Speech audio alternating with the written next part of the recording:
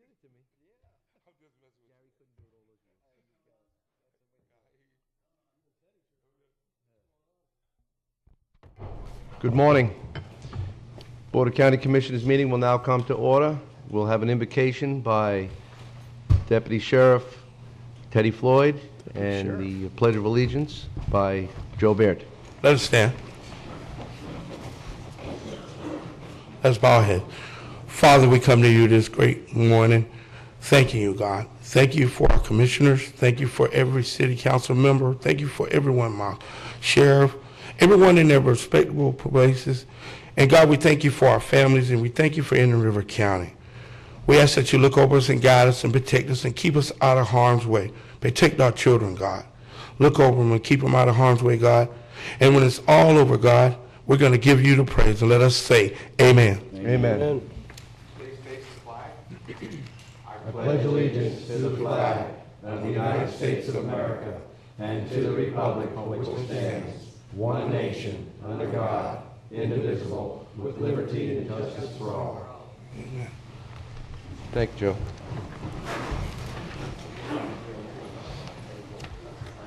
Good morning, gentlemen. Are there any additions, deletions to the agenda? Move to approve. Gotta be fast. What? Button one nine. We have a motion by Commissioner Davis.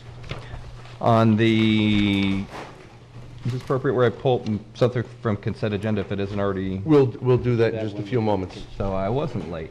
No problem. Well, we'll give you the opportunity to second the motion, Second. and that's a second by Commissioner Zorc. All in favor? Aye. Opposed? Motion carries unanimously. Thank you. Next on the agenda is a proclamation and presentation, honoring 211 Awareness Week, February 11th through 17th, 2013. That'll be done by Commissioner O'Brien. Thank you. Thank you, Mr. Chairman. Paige Woodard and Susan, would you like to come up, please, to the podium? While they're coming up, 211 is our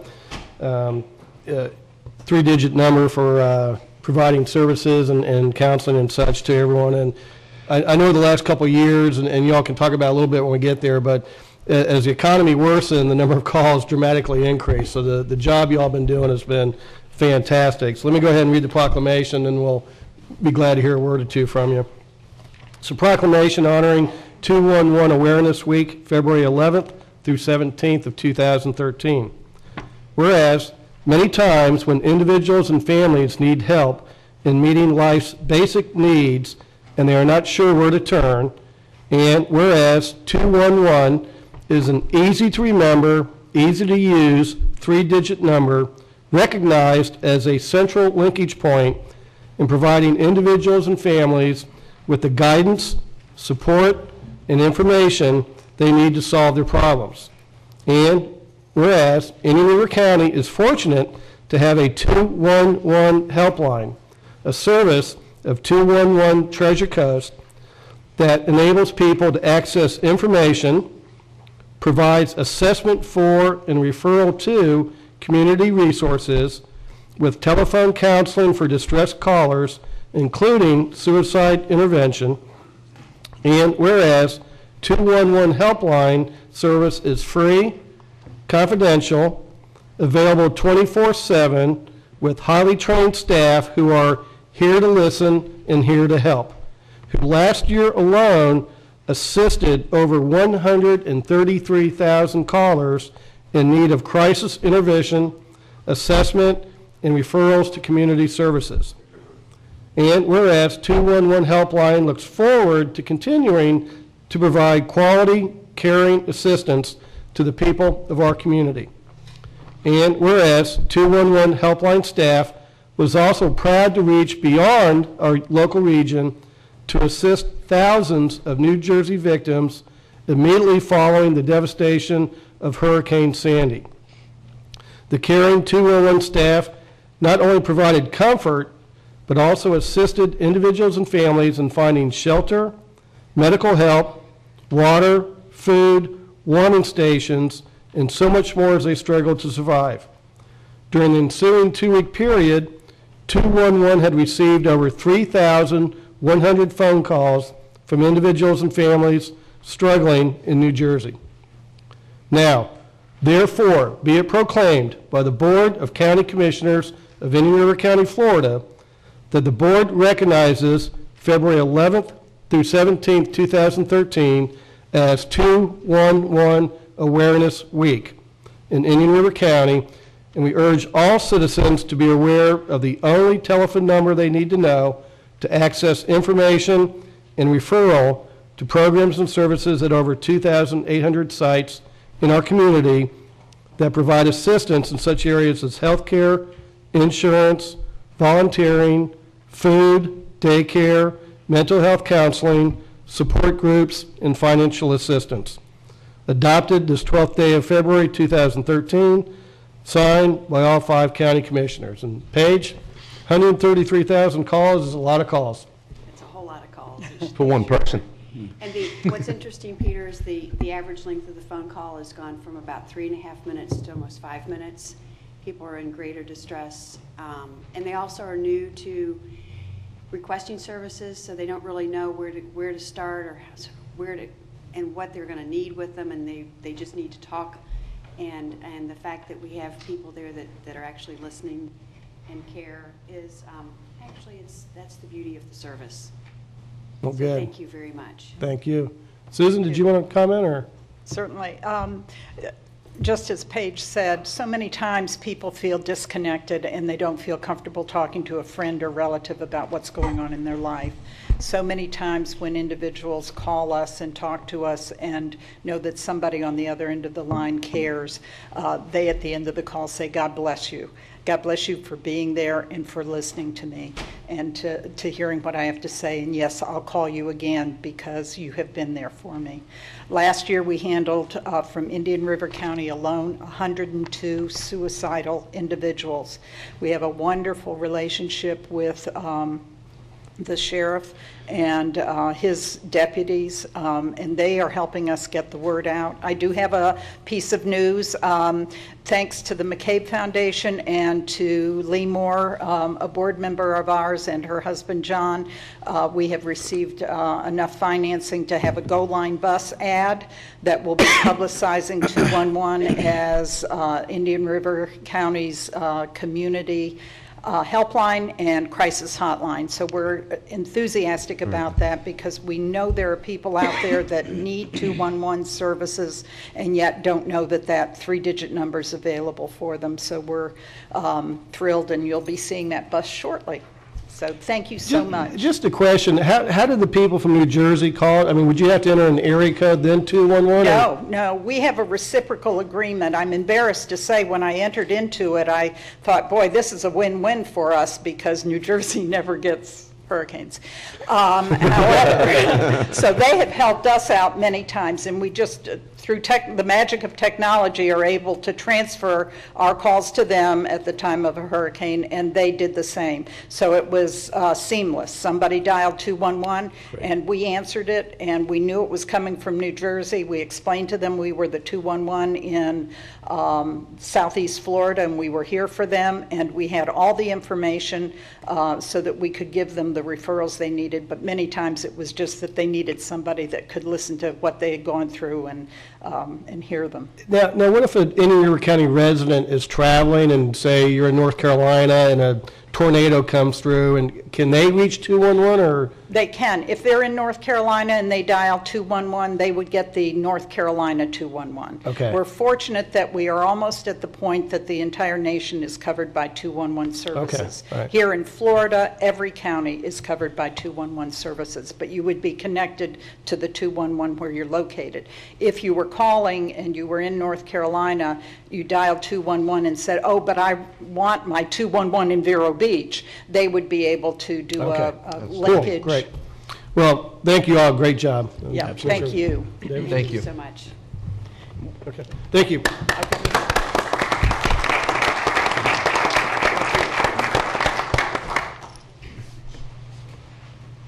I brought my personal photographer. All right. Well, first you got to earn the proclamation. You got to go through the gauntlet here. Then we can have you. No. No, come on. Shake everybody's hand, then we'll have you come up for the picture. Thank you. Yeah, well, Thank you. Thank you. Thank you. Thank you. Thank you. Thank you. Hi, nice to see you. Thank you. Thanks, Joe. Then y'all want to come up here or Do a just? photo? Whatever you want. Yeah, come on up. We always like to have Okay. We all get to huddle up. Keep me shy. Okay.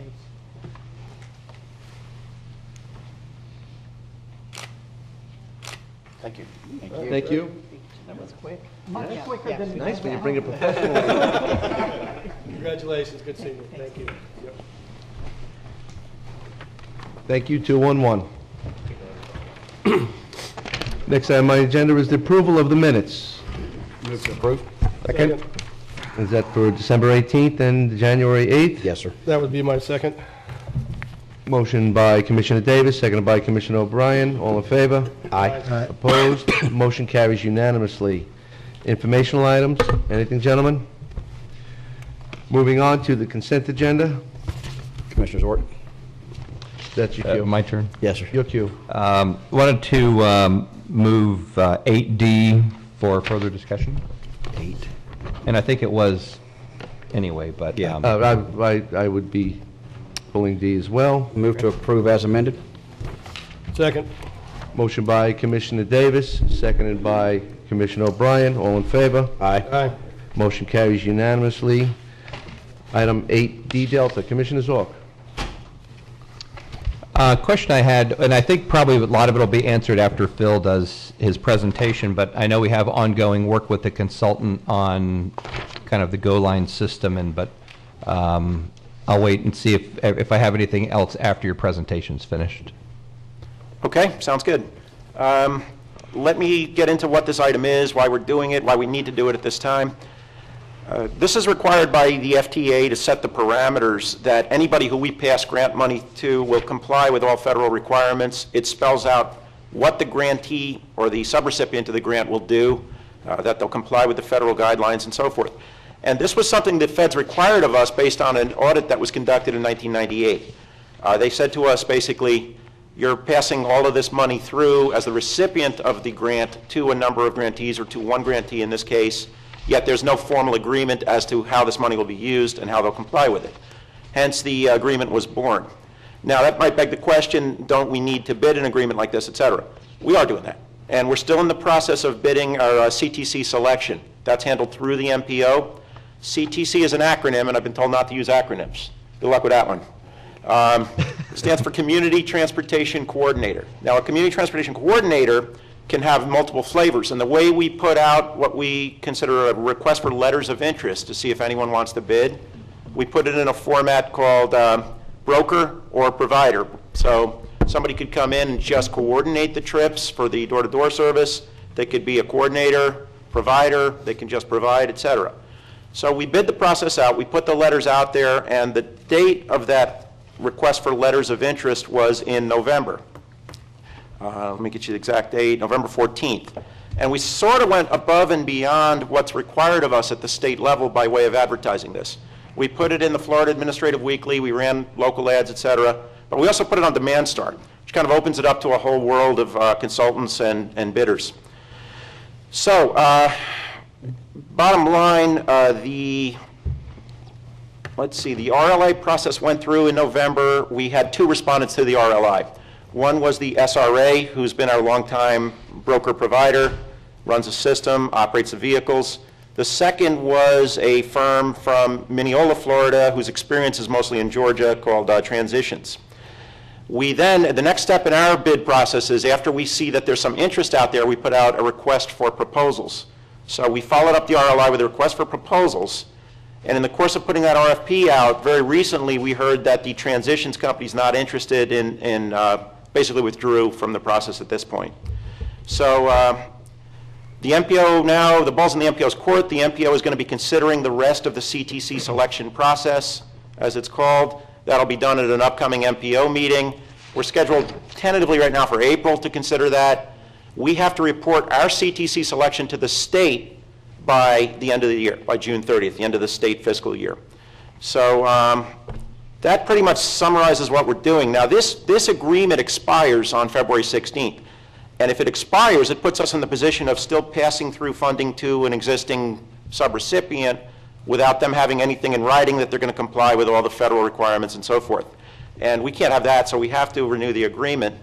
The agreement has kickers in it that we can abrogate this agreement, either of us, by our mutual choice with a few months' notice to wind down. So, you know, this agreement can easily be, depending on the action of the MPO with respect to the CTC, this agreement can be undone. And I think that pretty much summarizes where we're at. I mean, you know, it doesn't contradict the bid process at all. We're still going to the bid. Pretty much the end of my presentation. If there are questions about this, how it fits in with the TDP planning process, anything else, I'll be happy to answer them. No, I guess really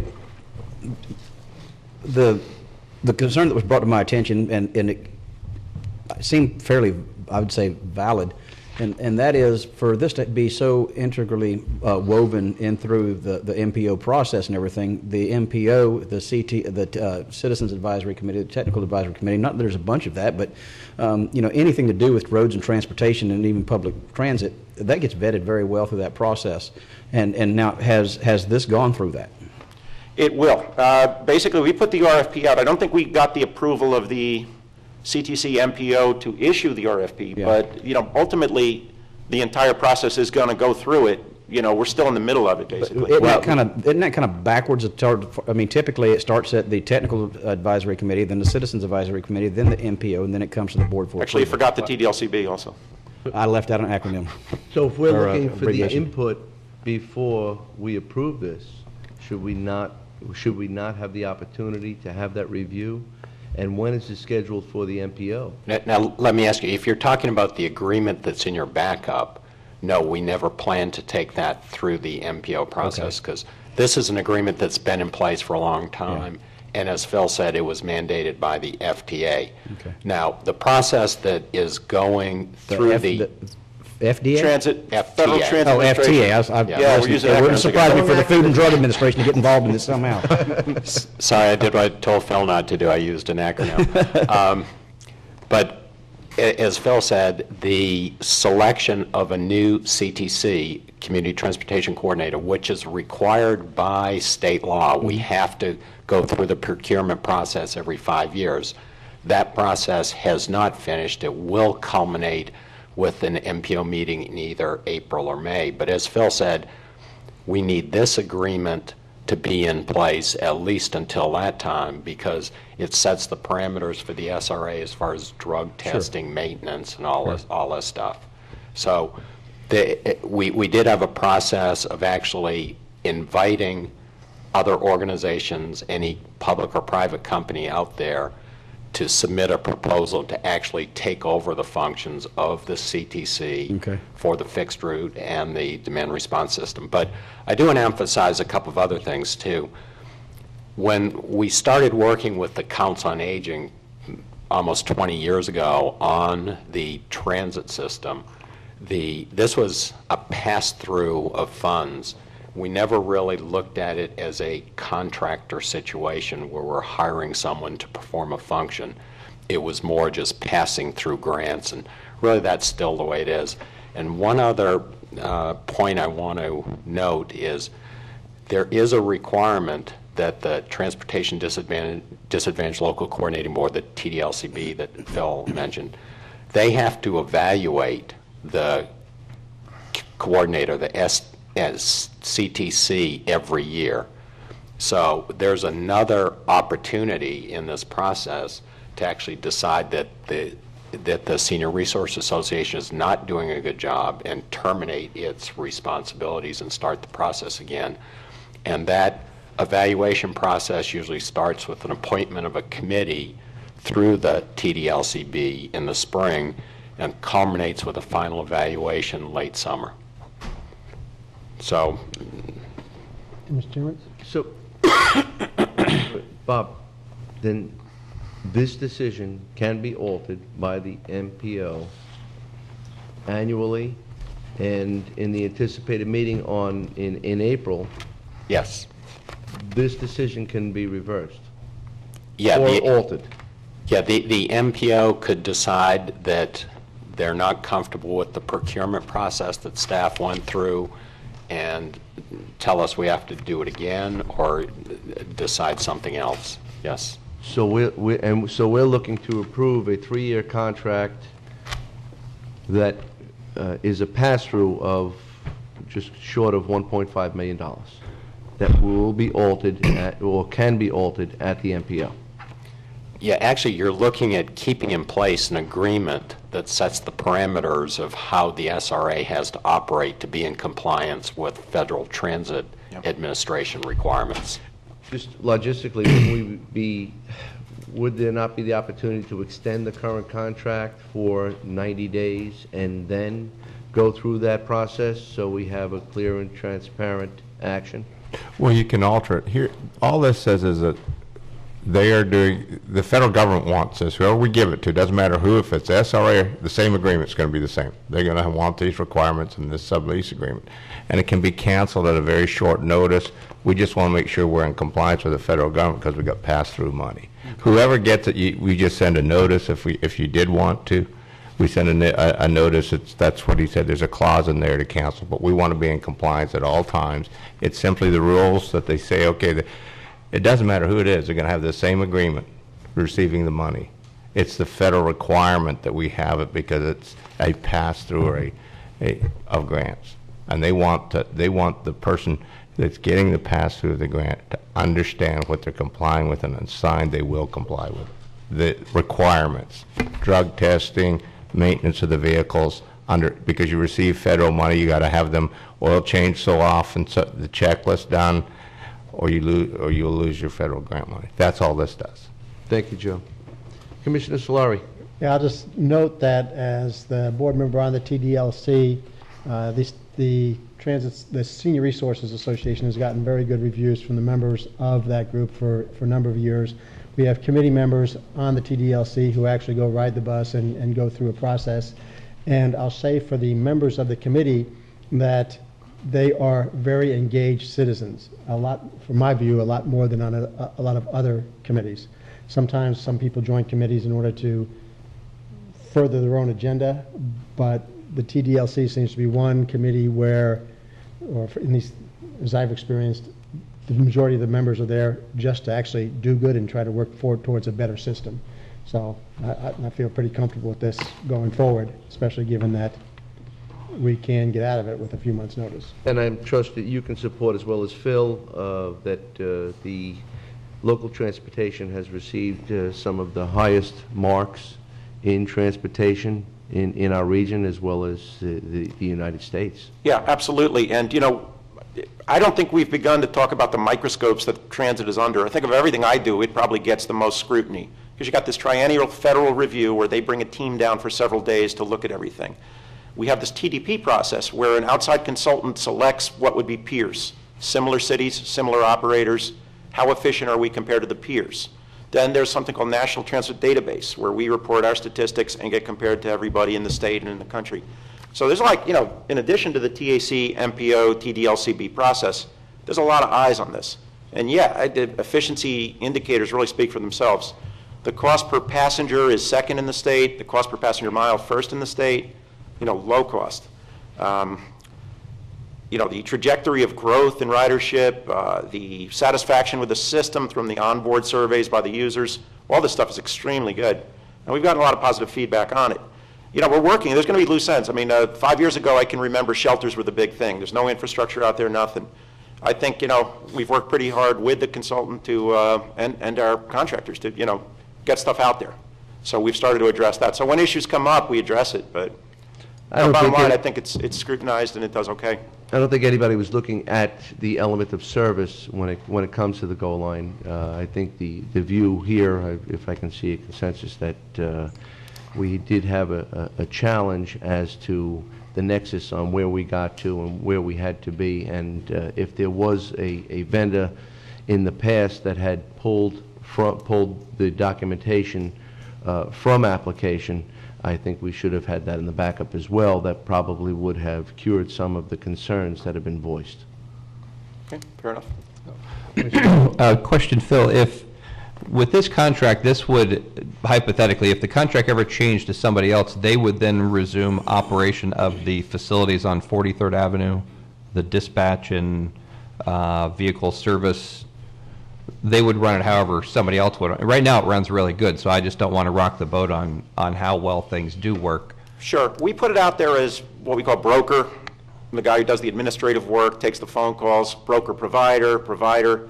So it would depend on what aspect of it they What bid they on, pick, but yeah, correct. theoretically, I would think the equipment's all titled to the county, or not all of Right. it, but a lot of the vehicles are titled to the county, most of them. So yeah, I mean, those would go to whoever we'd select to do the Okay. operating. All right, thank you.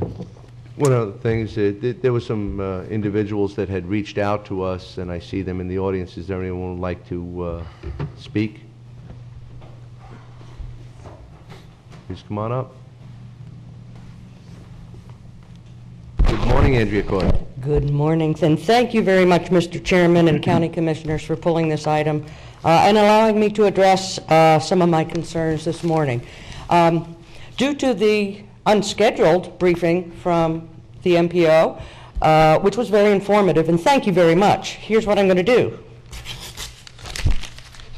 That part is gone, which leaves some remaining issues that I hope you will consider. The county has in place an MPO board to publicly vet this contract. And in fact, we've mentioned all the acronyms, all the lower boards that this contract could go through. And in doing so, and using the board system that we have in place, this issue then becomes part of sunshine and total transparency to our community and to members of the board, such as myself. The board and the public have not been given the opportunity to see and discuss the process, which we touched on a little bit this morning, the contract, or alternatives. You as commissioners were not even given the opportunity to discuss this issue publicly today by virtue of the fact that it was placed on the consent agenda and not on the regular agenda. But other people in the community reached out, and thank you. You did the right thing, so we could at least vet it some. But I come to you with a simple suggestion that will cost you nothing and buy time to use the board and public input processes that are already in place. My suggestion is to grant a 90-day or perhaps 120, whatever gets us through that April or projected time frame that we're looking at, extension to the current contract. And let this be sent back to the boards and to the MPO and to the public for discussion and for vetting and full and total transparency. I, right now, have some unanswered questions, and I'm uncomfortable that the system has been circumvented or avoided. We don't have to do this. We can put it back where it belongs. A 90-day, 120-day extension will allow any questions to be answered and any misperceptions or issues that linger out there with the public to be put to rest. Thank you very much for your consideration. Thank you. Thank you, Ms. Coy. I'd like to point out that all this has is, these are not negotiable items in here. These are federal requirements that they're saying whoever has this has to do. So whoever, you could vet this all you want, you don't make these requirements, you lose your funding. Okay. So that's what this is. It's the federal government wants to make sure that the sub-grantee that we're giving it to realizes they must meet these requirements. That's all. Well, and you know, and we're going to do that. There's no doubt. And I guess really my question is to try to get everybody on the same. To me, there's nothing here clandestine. There's nothing here other than somebody saying, "Listen, I just want to make sure that the MPO's up to speed on this." And it might be a non-action item agenda like we have sometimes for information. But in order to pull everybody together on the same page, is there any harm at all in us extending this past that or to that deadline or anything that we're talking about? Let's get communities buy-in on this. If there's something I'm missing, let me know. But if not, give me the date that I mean, we've got a representative from the city council here, an individual. I don't know whether you're here in official capacity, but by gosh, she was been elected by the city people of Sebastian. And if she has a concern, I don't believe at the end of the day we're going to have anything here. But I don't see why this, unless there's a desperate need for us to steamroll this. And I don't even think we're doing that, but I mean, if that's the perception, let's step back. Yeah, and I don't think there's any problem in extending it, say, 120 days. And if the MPO does make a decision that it is not comfortable with the process that we went through, this will probably need to be extended maybe another few months to go back through the process. I'll give you 180. I mean, I'm not in a rush on it, but that's just. And does it still hold us in line with funding? Yeah. We satisfy that federal requirement? Yeah. Yeah, this came out of an audit, said this is what they wanted. Okay. The federal government. All right. Phil, June 1st is when we have to annually update the community transit coordinator? No. The cycle is November, we send our evaluation of the coordinator and our agreement to keep the coordinator. And it goes to, I believe that's November TAC, December MPO. Every 5 years, we bid for a new coordinator. We solicit a new coordinator actively. Then we have till June 30th, so the end of the state fiscal year, to submit to the, and this gets very complicated, so many levels involved here, not FDOT, but the Commission for the Transportation I just need to know, Disadvantaged. when do we sign the contract? June 30th. June 30th? Yeah. Okay. Well, I would suggest, why don't we extend this to September 30th, which would be 3 months after that contract would go in place, which would give, if there is a new CDC, gives them a 3-month transition period, and then it would seem more logical that this contract would follow the CDC contract than to be 3 months before it. So I would say, why don't we move it to I'm good with that. I mean, that's. September 30th, and then we can do a 3-year renewal after that point, or whatever. Does that make sense? Keeps us on board. Absolutely. And more importantly, does it meet what the auditors are asking us to, you're, okay. We're seeing a nod. All right. Commissioner Zorc, I'm good. you pulled the item? Motion? Oh, Well, if Commissioner that Zorc would like motion? to make the motion, since he pulled the item, but Make a motion to move forward as presented with the extension of the time frame to September 30th. September 30th, 2013. no, I'll second that. Okay. motion by Commissioner Zorc, seconded by Commissioner O'Brien. Any further discussion? All in favor? Aye. Aye. Opposed? Motion carries unanimously. Thank you. Okay. Thank you, Ms. Coy, for coming. Yes, thank you. Next item on the agenda is constitutional officers and governmental agencies. Seeing none, moving on to public items. The next item is a public hearing. It's a public hearing and confirming the resolution for the 7th place petition millings projects from 63rd Avenue to 60th Avenue in the Pine Trees Park subdivision, memorandum dated January 18, 2013, found on pages 84 through 95. Good morning, Mr. Mora. Good morning, Mr. Chairman and Commissioners. My name, for the record, is Chris Morrow, Public Works Director for the county. I have with me Michael Nixon, a project engineer from the Engineering Division. Morning. What you have before you is basically the second step of the petition paving or petition millings, as it is in this case, process. Back on January 8th, you did step 1, which is the providing resolution. During that meeting, we set the public hearing date to today, February 12th. Today is actually the second step in the petition millings process, in which you will hold a public hearing, get any citizen comments, and then do the confirming resolution. Now, this is for the 7th place petition millings project. It's about a half a mile long section of a dirt road within Pine Tree Park. Pine Tree Park is a subdivision out just west of 58th Avenue between 4th and 8th Streets. It's mainly dirt roads. The residents came to us about a year and a half, 2 years ago, looking for some relief from the dust and the dirt on their roads, and they wanted basically all the roads paved. They went through the petition process. They didn't get enough signatures to do all of the roads. So they finally honed it down to just 7th place. They received, out of the 52 parcels that touch 7th place, 33 of the owners were in favor of the project. That's not quite 2/3, but when you base it on square footage, it was actually 75% were in favor of the project. Our code says if you have 2/3, then you're good to go. So we pushed forward and they pushed forward with the petition millings process. We had 2 community meetings, public information meetings with them. They're happy with the project as it is. So what staff is asking today is that you conduct a public hearing, get any public comment, and then hopefully move forward with the confirming resolution.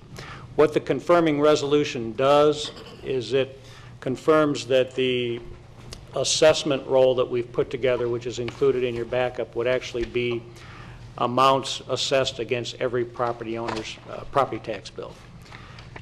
So if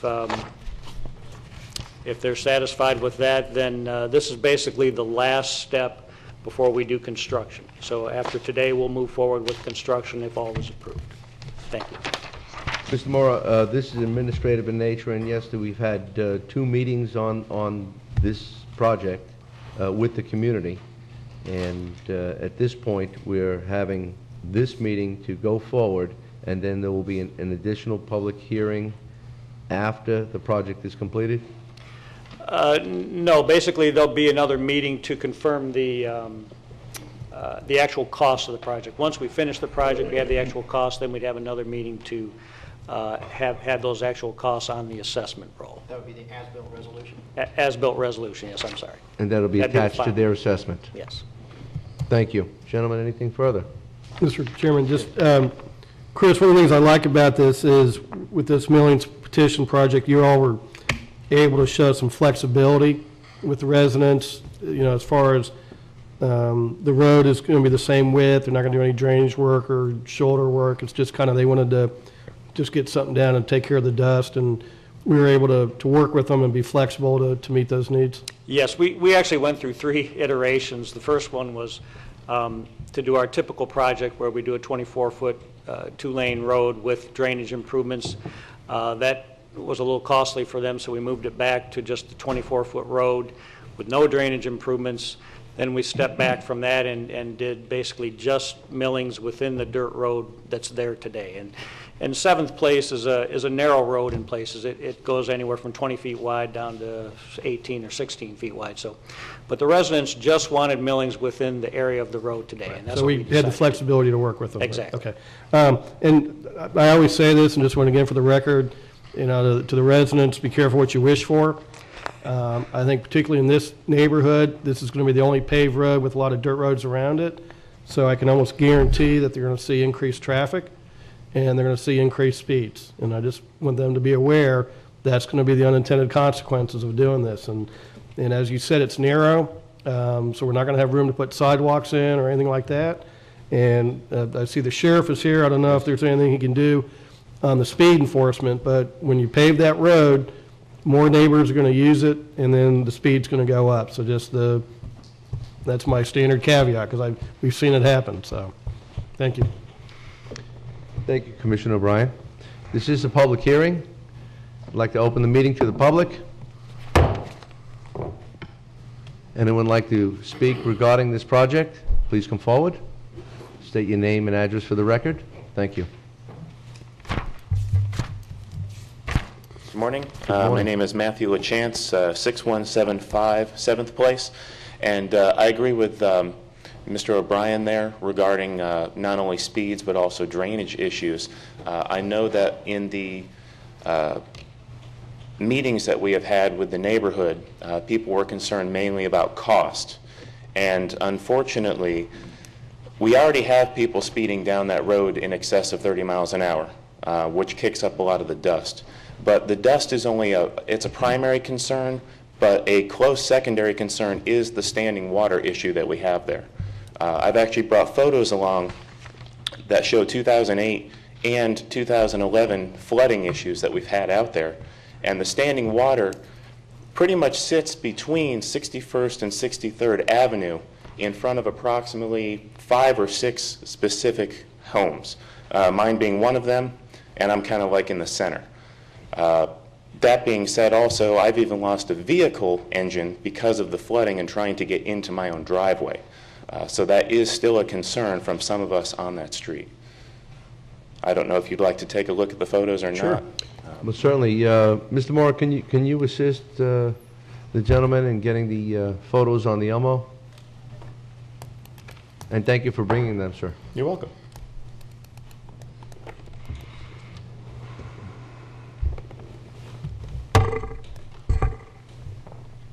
Just makes it a whole lot easier for us to see Yeah.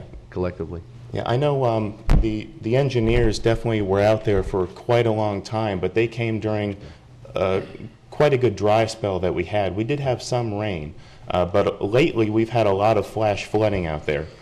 And as you can see there, that's from 2008, and that was after a tropical storm, but that was days after the tropical storm. Chris, it's been my experience with this, and just to kind of help with some of the concerns there, is once these millings go down, it also keeps a lot of the dirt from eroding back off the crown of the road and going into the drainage ditches on the side. And once we actually do clean these swells to elevation and in front of the culverts, it has a tendency to stay that way for quite a time more. That's correct. By adding the millings, we'll stabilize that surface so we won't get that uneven nature that a dirt road often gets after it's rained. And that we constantly have to grade it in order to keep that even. So this will help somewhat, but it's if they have drainage problems now, by not making any drainage improvements, they're likely to have them in the future as well. I'd like to flash forward real quick to 2011. And this is a picture of 7th Place. My home is the mailbox on the right, immediately there. As you can see, that is about 2 days after a major storm that we had again. But that again took days to go away. And once it finally subsided from the middle of the road, it stayed in the ditches for weeks. Yeah. And that is a constant problem that we have. The biggest issue we have on the right-hand side is we have no culverts, except for the first house down by 61st Avenue. And I have photos from each corner showing the flooding that happened, that's taken within 5 minutes. When you say there's no culverts, does that mean that there's entrances into people's property or houses without a pipe underneath it? Is that what or just no culverts? Correct. The driveway basically dips down in most of these areas and just goes in. So it's literally dirt. It's not elevated at all in these driveways. I can see culverts in this photo. There's some, but I understand. Several. Now, Chris, I'm assuming they were permitted, and this was done prior to getting driveway permits. And That's correct. Many of these how many of those do we have along old. This? Without the culverts? There's dozens of them without culverts, yeah. This is the corner of 61st and 7th Place. You can see where the water basically begins. And I'm assuming that the residents objected to fixing the drainage is the reason why you're here without a drainage plan. That's correct. I mean, normally if we did a paving project, we would raise the level of the road up. We would dig out the swales and define them more accurately, and we would put in culverts to take care of the situation, to assist in a situation like this. But that was a very costly design and construction exercise, and the residents didn't want that. They just wanted the surface of the road fixed. I guess my question is, not question yet, excuse me. The price has always been the problem, and the biggest issue that most of the neighbors had on the original plan that they had drawn up, which was I was in favor of, they did not want to pay for their neighbors' elevations and culverts to be put in. And so, okay, I'm okay with that. But, however, the people, including myself, who are in this area, is it possible that we could get our road elevated slightly, culverts put in, and just apply that price to our properties? No, that would not be possible. We would have to do it uniformly throughout the section. We can't just do certain areas or certain driveways or certain areas of the swales. It has to be done uniformly as a project. And the reason for that is because you would have water flowing perfectly in front of your house, but it would stop right at your neighbor's. Okay. Is the logic behind that. So it's all or none. That's basically the problem we have right now. Yeah. So I think maybe, it doesn't help you immediately, but maybe just once this is done, start talking to the neighbors, saying, okay, let's, everybody started putting in silo money, let's start building up a war chest, and the next phase will be the drainage improvements or something. Maybe the total package is too much for them to bite off in one piece, So get this done, and then say, okay, how about 3 years from now, let's work on the drainage thing and start talking to your neighbors and getting support to move forward with that. Now, wouldn't that add an additional cost in the long run? Would it be It easier to would. do it all at the same time? It would, but if they're balking now, you don't really have a choice. Yeah, I mean, I don't want to impose an assessment that people don't want. Right. And so, if overwhelming, I'm going to go ahead and call it a supermajority are in favor of it, which we've gotten that indication on this before just the millings. I guess the good news is future construction won't be able to do what the older construction has done.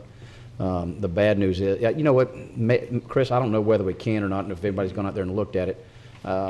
It could be a situation that some of the laterals that, instead of the swells, may have some issues that Public Works can look into. And we can take a look at that. Okay. Once the project is done, we can make sure that those lateral and sublaterals that these swales feed into are cleared out. Yeah. To make sure there's no impediments to drainage. And that very well may solve half the problem with just some of the regular maintenance and some of the drainage easements that we already have. But you bring up a very good point, but it's one of those things, where do you draw the line? You know, I'm sure there's somebody down there that wants more, you know, and you just try to please as many people with one vote as you possibly can. Mm-hmm. And just millings is where we are with it today. Mr. Chairman? Yes. Oh, also, there would be nothing that would preclude this property owner, or any of the other ones, that before you start, they could come in and file for a right-of-way permit, get a stake and grade set, and put in a pipe, and then when the road's done, you guys would you wouldn't match up to it, you'd stick with the road design, but it would at least provide maybe a good transition between, if they put something in place before you guys were finished. Yes, if they wanted to put in a culvert on their own, Right. and pull a right-of-way permit from the county in order to do that, we would help them with that. But they would be doing it individually, yes. Right, individually. At least have it done before the road. That would make portion. it so that you didn't drown out and ruin a motor. Okay. And we would certainly, I think it'd be incumbent upon us, anybody that wanted to get that done, we would certainly work with you on that, and Okay. it'd be as affordable as it'll ever be. Now, what would that do for the water flow, as you mentioned a It few would make it moments flow in ago? front of your house for sure, but Okay, that's. but then it would stop on our neighbors' houses. Yeah, it depends on what your neighbors looks like. Now, there should be some kind of ordinance, though, Chris, if the neighbors got it diked up there, they shouldn't be allowed to do that.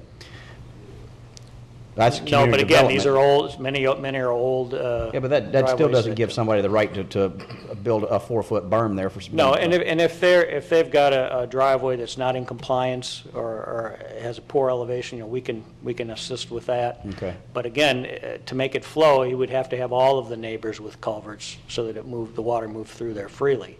If he's the only one, then he'll have a driveway entry, but everyone else will be flooded. Mr. Morrow, I know that through the community meetings, you've had to downsize this project and conform to the amount of anticipated funding that could be collected through the community. There's no way that you feel that the integrity of the roadway will be in jeopardy by the lack of these culverts? No, the millings will stand up. Even if we don't make these drainage improvements, the millings will stand up on their own. It's just that when we had the 2 public information meetings, the feeling of the entire group was that keep the costs down, just do the millings within the existing road section. So we dropped back and did just the minimum. Okay. Thank you. Thank you. That's all I have. Thank you. Thank you for coming. Is there anyone else that wishes to speak regarding this project? Good morning. Good morning, gentlemen. How are you doing? Chris? Your name and address for the record? My name is Alex Intercassa. I live at 6535 4th Place, Vero, right in Pine Tree Park. Happy to say myself and John Culp started this process. I was looking through my emails about May or April of 2011. I'm glad to see where it's gone. Just for the last property owner who came up, I apologize that it's not a perfect world, and I think that the majority of the people who have been to the meetings, along with the price, are in agreement that there are multiple issues out there regarding the how the water flows out there, most of which are beyond most people's control just due to, there's vacant lots out there that are a little below grade, and houses that were built 20 years prior to some of the newer homes where the elevation's higher. And yes, some people have driveways where there aren't swales, and but some of those pictures, believe it or not, I've lived in there since 2000. I think I built my house in 2000. My grandfather's lived in there since the early 90s, so I've seen what it's like when we have heavy downpours, and for the majority of the neighborhood, those were worst case scenarios, and the water has run off much better since 63rd has been improved. Like I said, a lot of, like some of the other subdivisions like Oslo Park. I mean, there's places where water runs downhill, and eventually it runs down and gets into the canals on 4th and 8th Street. But like I said, speaking, I think on the behalf of the people who signed an agreement at the last meeting, is we're aware that this is two separate issues, really is. We are happy that, one, you allowed us to do a segment, because our hope is that, we can kind of do this a step at a time like we're doing, and then maybe proceed on to other roads in the division, in Pine Tree Park, as we can get support. But again, we want to keep this as just an improvement from the dirt, an upgrade from the dirt to the millings, similar to what the county has done there on 8th Street. And if we have to deal with drainage, we find that it's a continual issue, we will deal with that at a later time. Thank you to Chris and Mike for allowing us to pretty much do what we wanted to do from the beginning, which was just pretty much improve the existing road. We kind of knew that that the cost all along would be one of the issues for us. The only thing I also wanted to address, because I was at the first meeting, my father came to the second meeting, but Mr. O'Brien, have you been in part of projects where specifically they've changed from dirt to another subgrade, where the owners have come back and said, that the speed has become a problem? Because, in all reality, speed in there now multiple times is an issue now. I mean, from my point of view, is you can go there and people will speed on a dirt road, they speed on a paved road. What we do expect, and I'm speaking specifically to some of the owners who couldn't make it today, was that more people will probably use, the volume will go up on 7th Place, just because people will like to use that road, just for the reason that we're putting it in. It's going to be more easily to travel on. It's not going to have the ruts, it's not going to have the dust. But people speed either way. We were thinking maybe that at the intersection there at 7th Place and 62nd, we could possibly put that stop sign running east to west, rather than what it does now is south to north. That would make for another break. That's just something maybe we can talk about in the future. Just would be flipping that stop sign to like I said, east to west, rather than north to south, and make that traffic there have another break before they reach 63rd Avenue. But it was just, I noticed that your parting comments were right about the speed, and again, it was just something we have worked, a small group of us, and we knew all along. It's just we try and stay more positive than focus on the negatives, but we are very much aware. Okay, and it is from a very current experience down in my district in Oslo Park, 11th Street Southwest. Mm-hmm. Kind of a subdivision very similar to y'all's, the the main east-west, there's a couple of main east-west roads that were dirt, and all the north-south roads are dirt.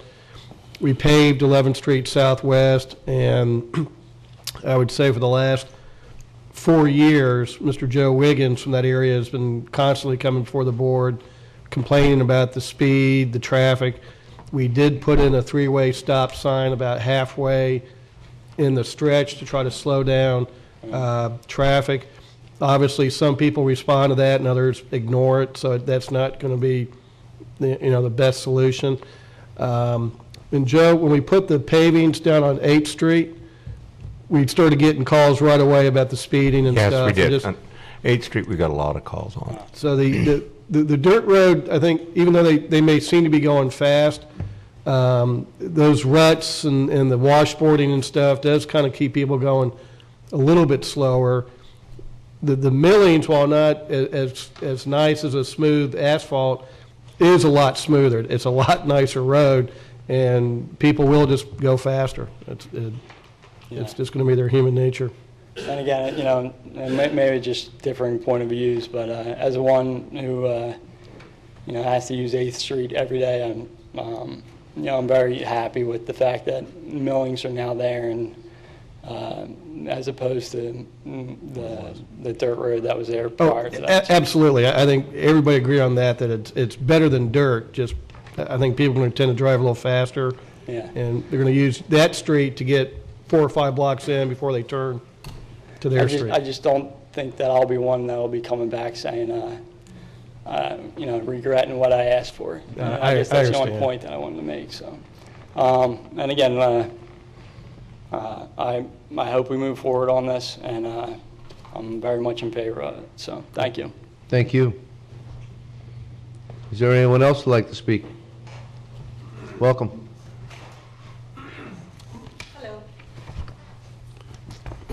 Sandra Hankinson, 6286 7th Place in Pine Tree Park. Good morning. I have a couple of questions. You talked about after this is done, if it does go through, Mr. Mora, that then there would be another meeting with regard to the assessment per person, per house, per lot, per whatever. That's correct. The assessment roll that we have developed so far has costs based on our estimated construction costs. Mm-hmm. Once we do the project and we get the actual cost, we'll have to come back and show everyone the actual cost. Could be a little higher, could be a little lower, but I think we only apply them if they're lower. So the what you see in the assessment roll today is the maximum amount you would. So the assessment that it shows on our piece of paper here will not increase? That's correct. Okay. And my other question is, we live right on the corner of 63rd and 7th Place, and we have 2 culverts, which are not generally maintained by the county. They do come in and clean out the swales. Fortunately, our swale is always clean because we have an expert garden man, landscaping man, who takes care of our swale. But where the 2 culverts intersect, that's never cleaned out to drain properly down 7th Place and then down 63rd into the canal. Is it the responsibility of the county to clean those culverts? Yes, we do. We do go down through there and clean those, and we'll take a look at those. But as I mentioned, once we get the millings done, we're going to go through and make sure that all of the drainage is working through the swales and the culverts. And if there's a blocked culvert, we can certainly clean that out. Okay, and last question, Mr. LaChance talked about that, some people don't have culverts, and there is a lot of water, standing water, which I agree with. There is awful lot of water standing after a major storm, or even just a rain for a couple of days.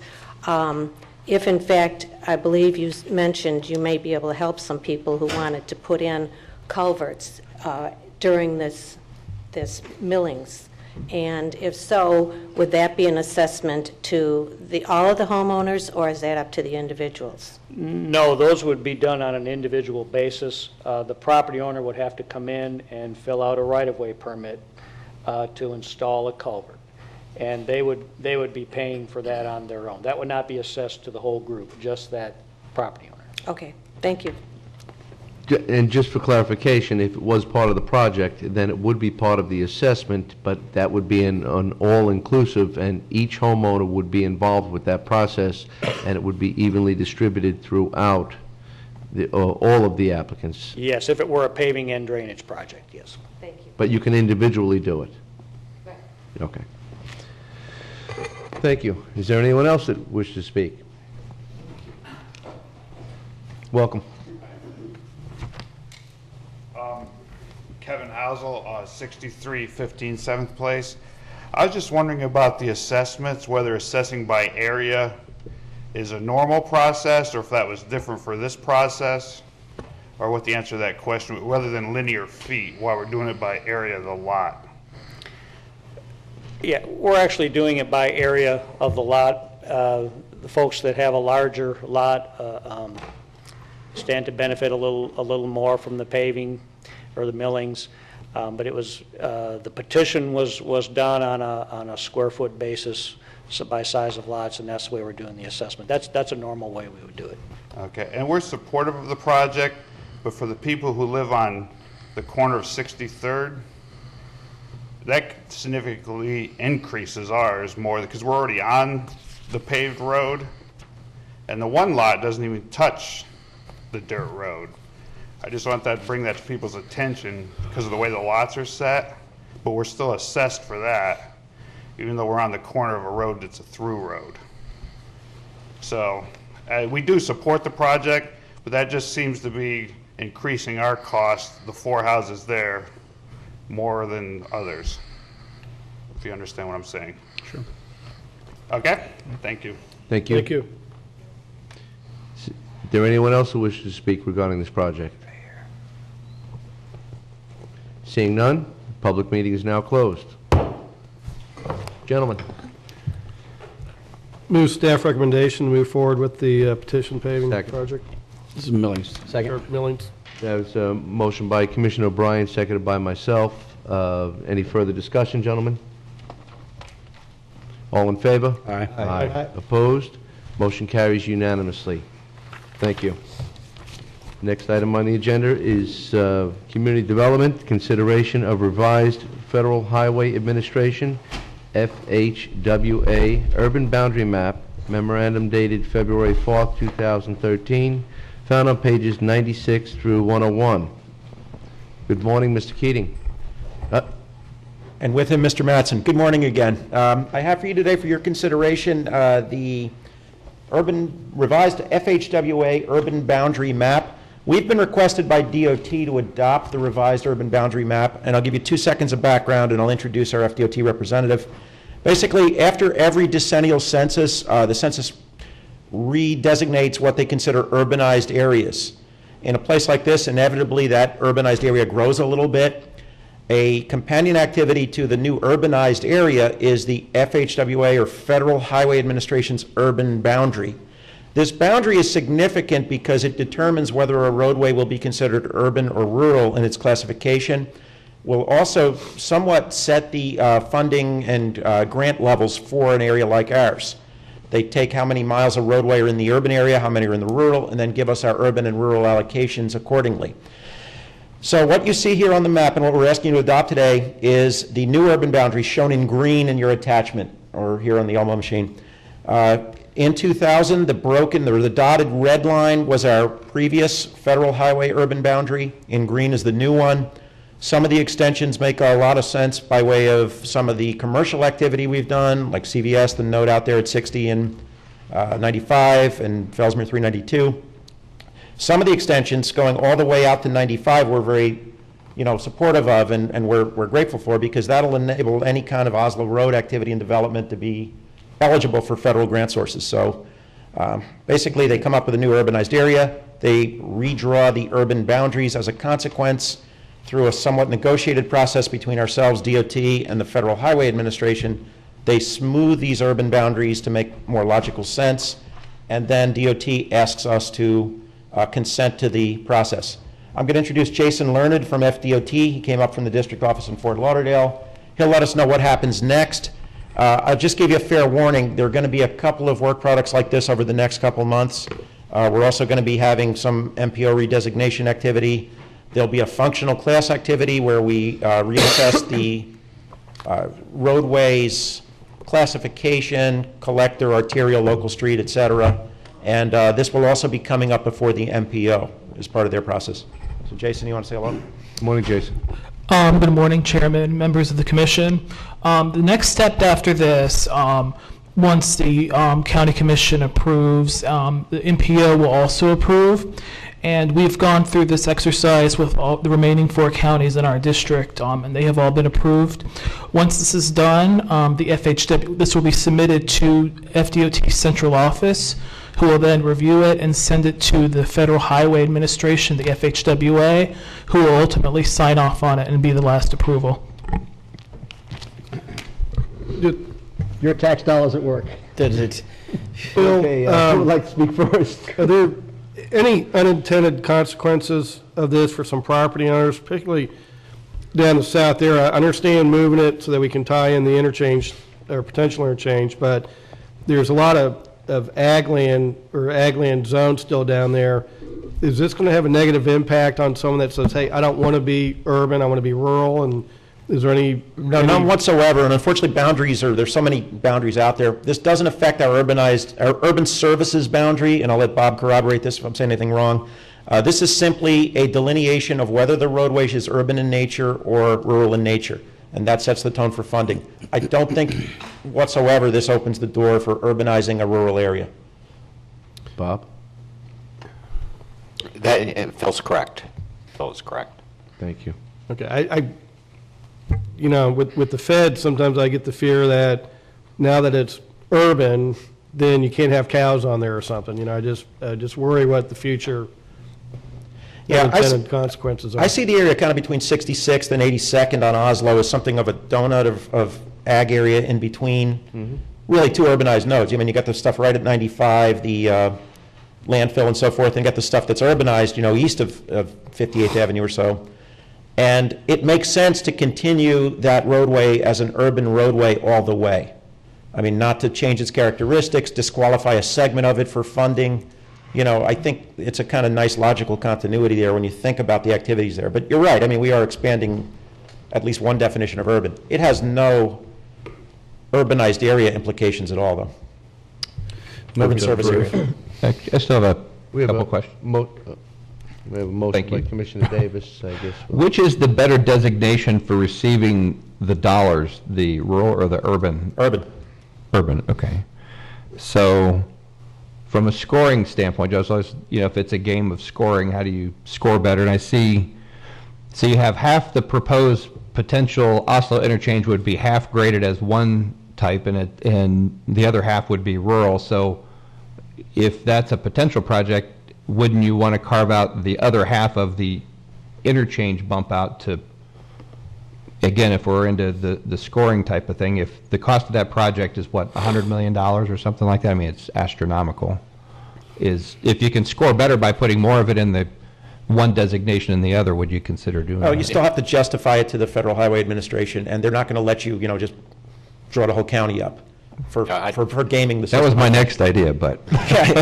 I think one advantage of having the boundary out there is with I-95 being designated urban, it really helps our chances of getting the interchange down at Oslo. And when a road like I-95 is rural, there's more of a separation distance between interchanges.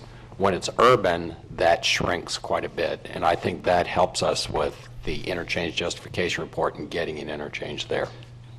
Okay, and then secondly, the 82nd Avenue extension or improvement falls outside of both of the boundaries, but they're still looking at funding that project 100%, so it didn't seem to make a difference, even though the project is not inside the new green boundaries.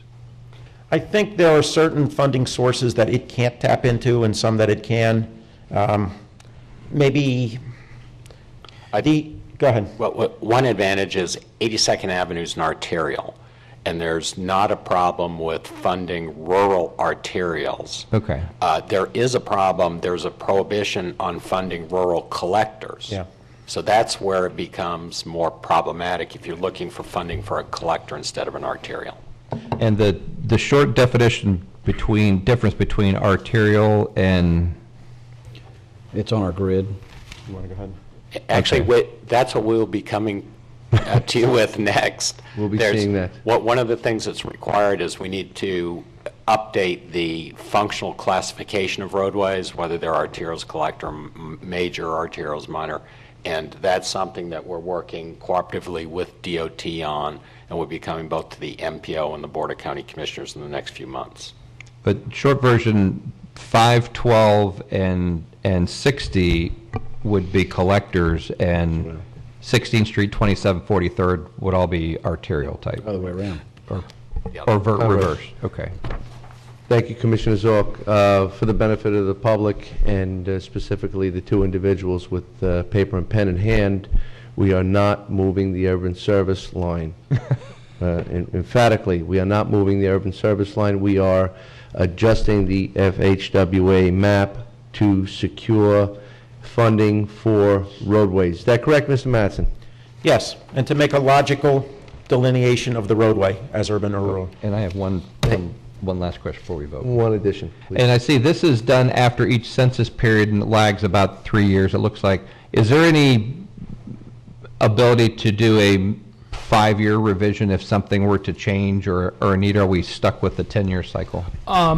No, not right now. The FHWA doesn't permit us to do that in the interim. But the one thing that they do allow, and this will be coming up, as was mentioned, we're going through the functional classification process.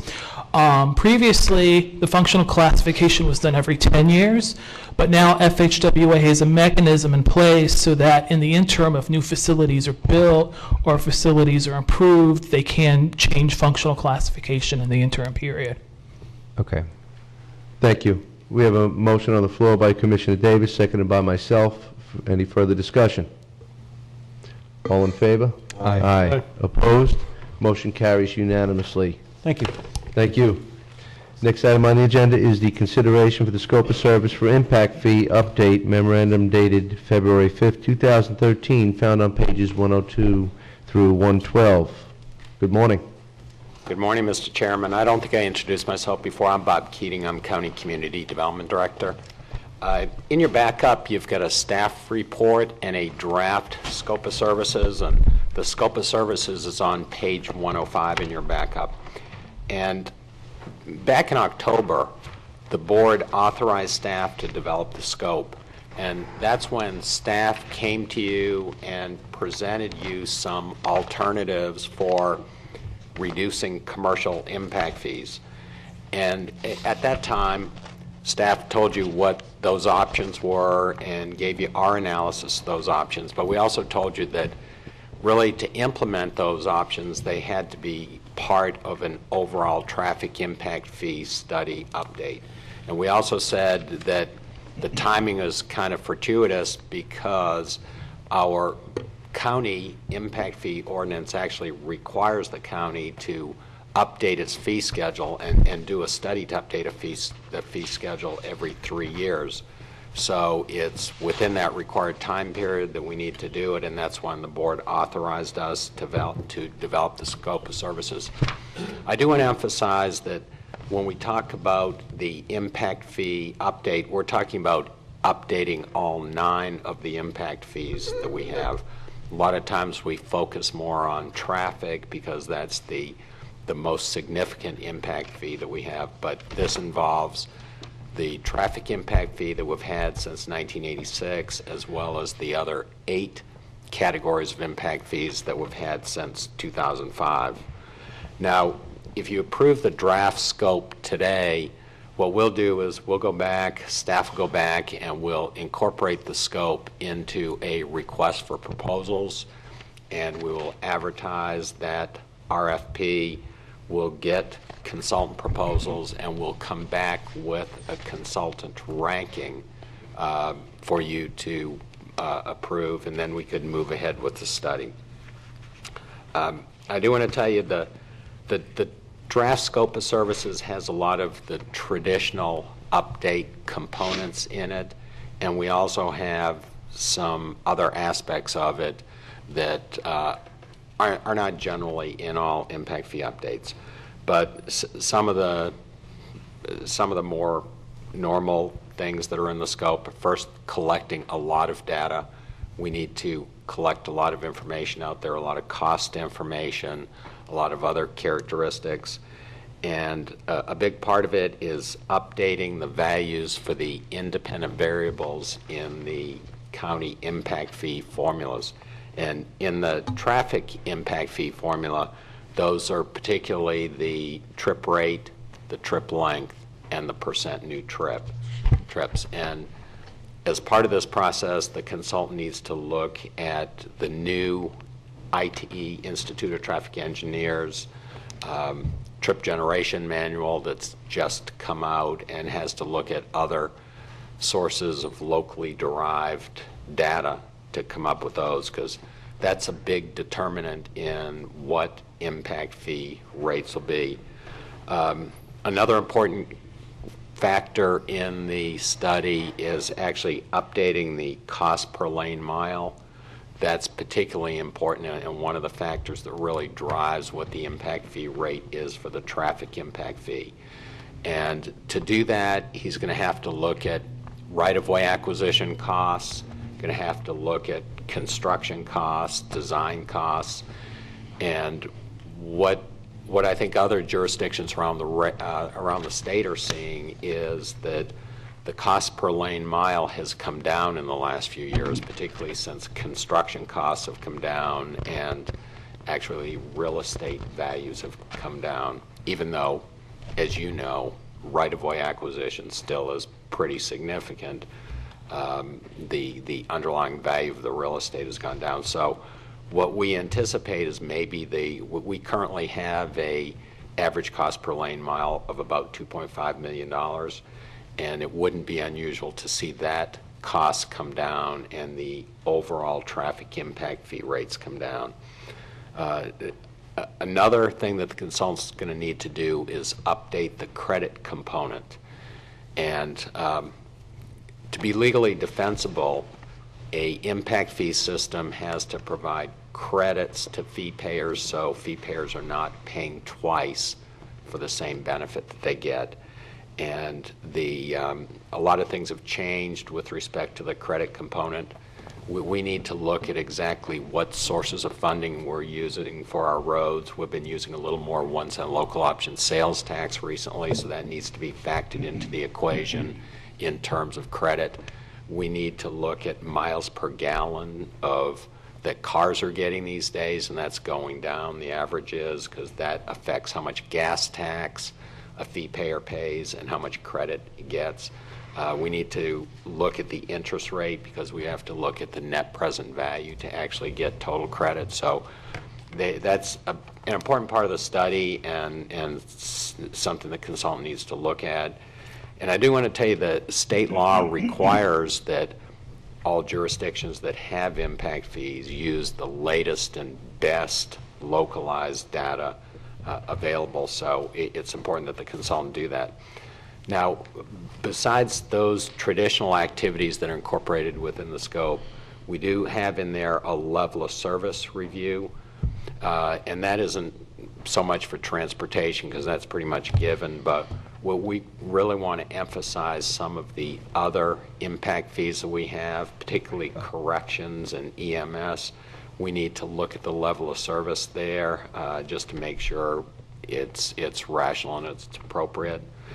We do also include there in the scope an analysis of the alternatives for reducing commercial impact fees. And as you can see from the scope, the alternatives that we put in there that they need to look at are consistent with the report that we brought to you back in October and could provide an opportunity for reducing commercial impact fee rates without increasing residential rates. The last thing that's not always in an impact fee update study that's in this one is reviewing the administrative fee that we have. Currently, The county charges an administrative fee, and there's also an administrative fee charged for the municipalities that collect the fee, and that's passed through to the municipalities. I think you know that I think we're real fortunate in this county because all 5 municipalities participate with the county in the impact fee system. The municipalities collect the impact fees. We provide them a computer program, and we work with them on any of the issues they have. But I think it's a great system. It's something that most jurisdictions don't have, but it makes, I think, the system a lot fairer and a lot better as it goes on. A couple of other things I want to note. In the staff report, there was an indication that total cost of this study, based on other studies we've had done, based on the cost and looking at what's happening around the state, could be about $150,000. But we have adequate funding for that in the impact fee administration fund. There'll be no tax dollars used for this. It's all money that we have accumulated through the administrative fee that we have that we actually charge as part of the impact fee system. And once a consultant is selected, we anticipate the study taking probably about 9 months, and selection will probably take 2 to 3 months. So we're probably talking about everything being finished up a year from now. And with that, staff recommends that you review the draft scope of services we have, identify any changes that need to be made, and approve the scope and authorize staff to issue a request for proposals for the impact fee study update. Thank you, Bob. Mr. Chairman? Commissioner Zorc. A few questions. One, on the Economic Development Committee meeting, there's a couple of items that are going to be brought up that may add or alter a request that could be affected by this. So one thing I'm saying is maybe we can move this forward, but be open that if EDC brings something forward that maybe it can be implemented, or should we wait the 1 week till they meet, see if something does come forward and see how you have to rewrite it? I don't know which is best. I don't want I could probably, if my mind serves me correctly, last time we did this, I voted against it and we actually killed it, if I'm not mistaken. Is that correct?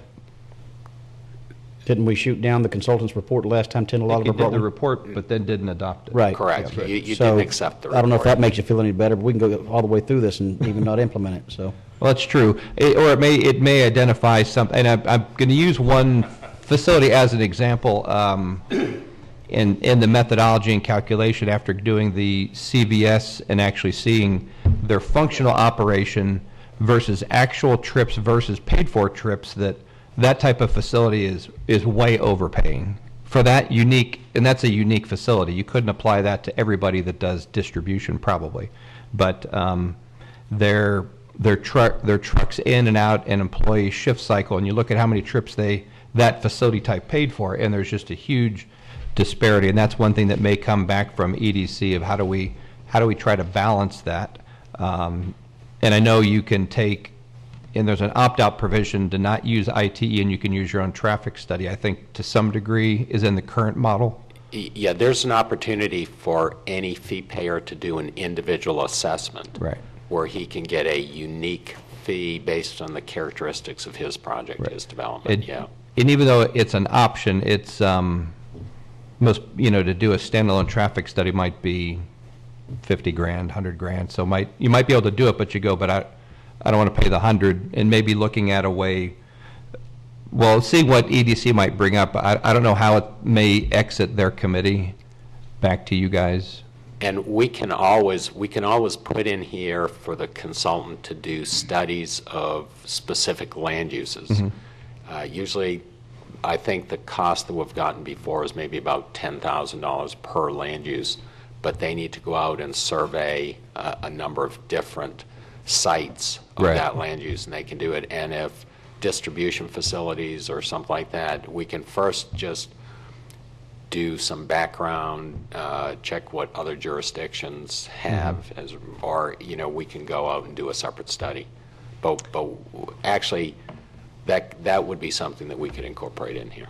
Okay. The other thing is, I know, and I'd mislabeled at one time, thought it was a document that Phil had prepared, but I actually think Don Wright had prepared it at a prior MPO or EDC meeting, that can we have them, when they do this, just say, here's what the other counties are doing, here's what they did, and also, I'd like to know if the consultant that does this actually did one of the other ones that told them they can go to 0 or 75% reduction, and what was their proposed revenue substitution if they went from whatever they were collecting to 0, how did they balance things out? Or did they just say, we're not balancing out, we're just not going to collect and we're not going to spend, or what's their thinking behind it?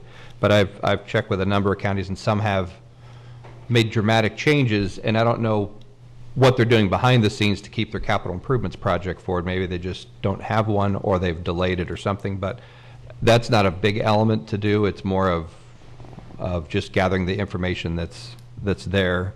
And last one is, and again, I'll use an existing business that went through a unique problem and see how we might be able to put this into, so we end up with a new ordinance or some guidance. But when the dealership on US 1, the Cadillac dealership, Cadillac nationwide went through and revamped all their showrooms and things, and they had a covered showroom area that had been there in existence from day one, and they wanted to enclose 2 sides of it to make it glass, so it was covered and protected from the sides, not just the roof that was protected.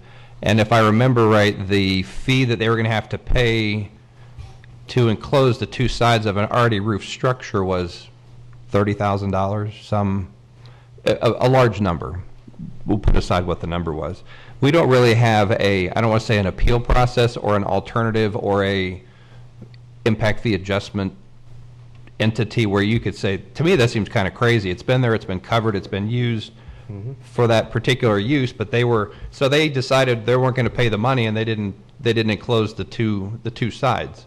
I don't know how to make a provision or ordinance where an applicant can appear to somebody and say, that really seems crazy, where to me it seems kind of nutty, since it had been an existing use. The cars have been in the showroom for 25 years, but there wasn't a provision for them to appeal or another means for going around that.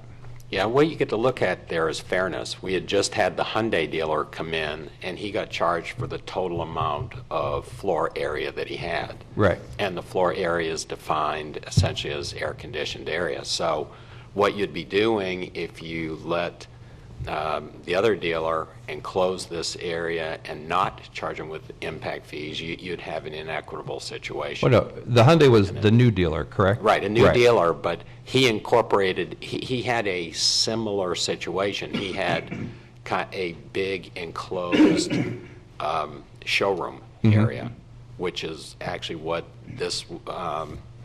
what the Cadillac dealer was doing when he came in. So, I mean, you need to look at it. Some things, when you look at, initially appear to be unfair and not make sense, but when you look at it in context and when you look at it in comparison to others, there's a fairness issue there. Those are the most exciting words I've ever, Impact Fee Appeal Adjustment Committee. I love it. I love it. You can, somewhere where and the people from that deal, they haven't mentioned anything. I just had heard their experience and did a little bit of research on it, and I went, now I'd say Hyundai's different because they're proposing a closed showroom from day one, where that dealership had been there probably at least 25 years as a semi-protected display area of vehicles with the main building. It was just open on 2 sides and closed on the other one. And it seems like to come up with a way other than doing a $50,000 traffic study for somebody proving their point, most people don't want to pay the $50 because the result, they're not saving $50 at the end of the day.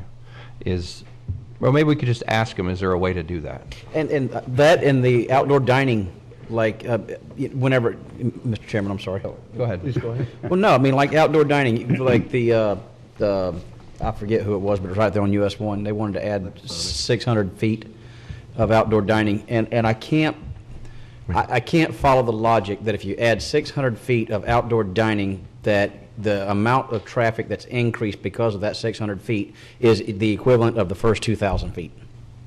Right. It just does not add up in my head. I'm not sure what you mean. You've got a 2,000 square foot restaurant, people coming Right. in and out. You add 600 feet, it can't be, the amount of traffic for that extra 600 feet cannot be the equivalent of the first 2,000 square feet.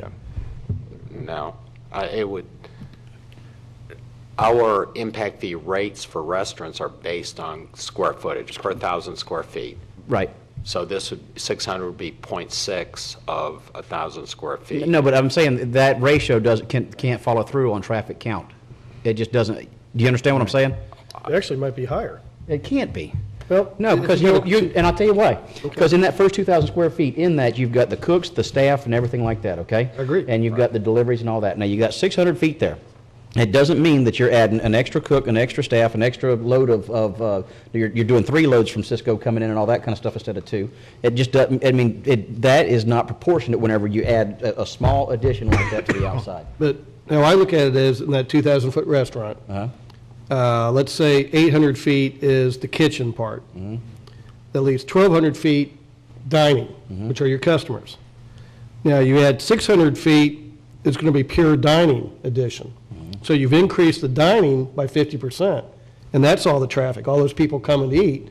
You've increased that number by 50%.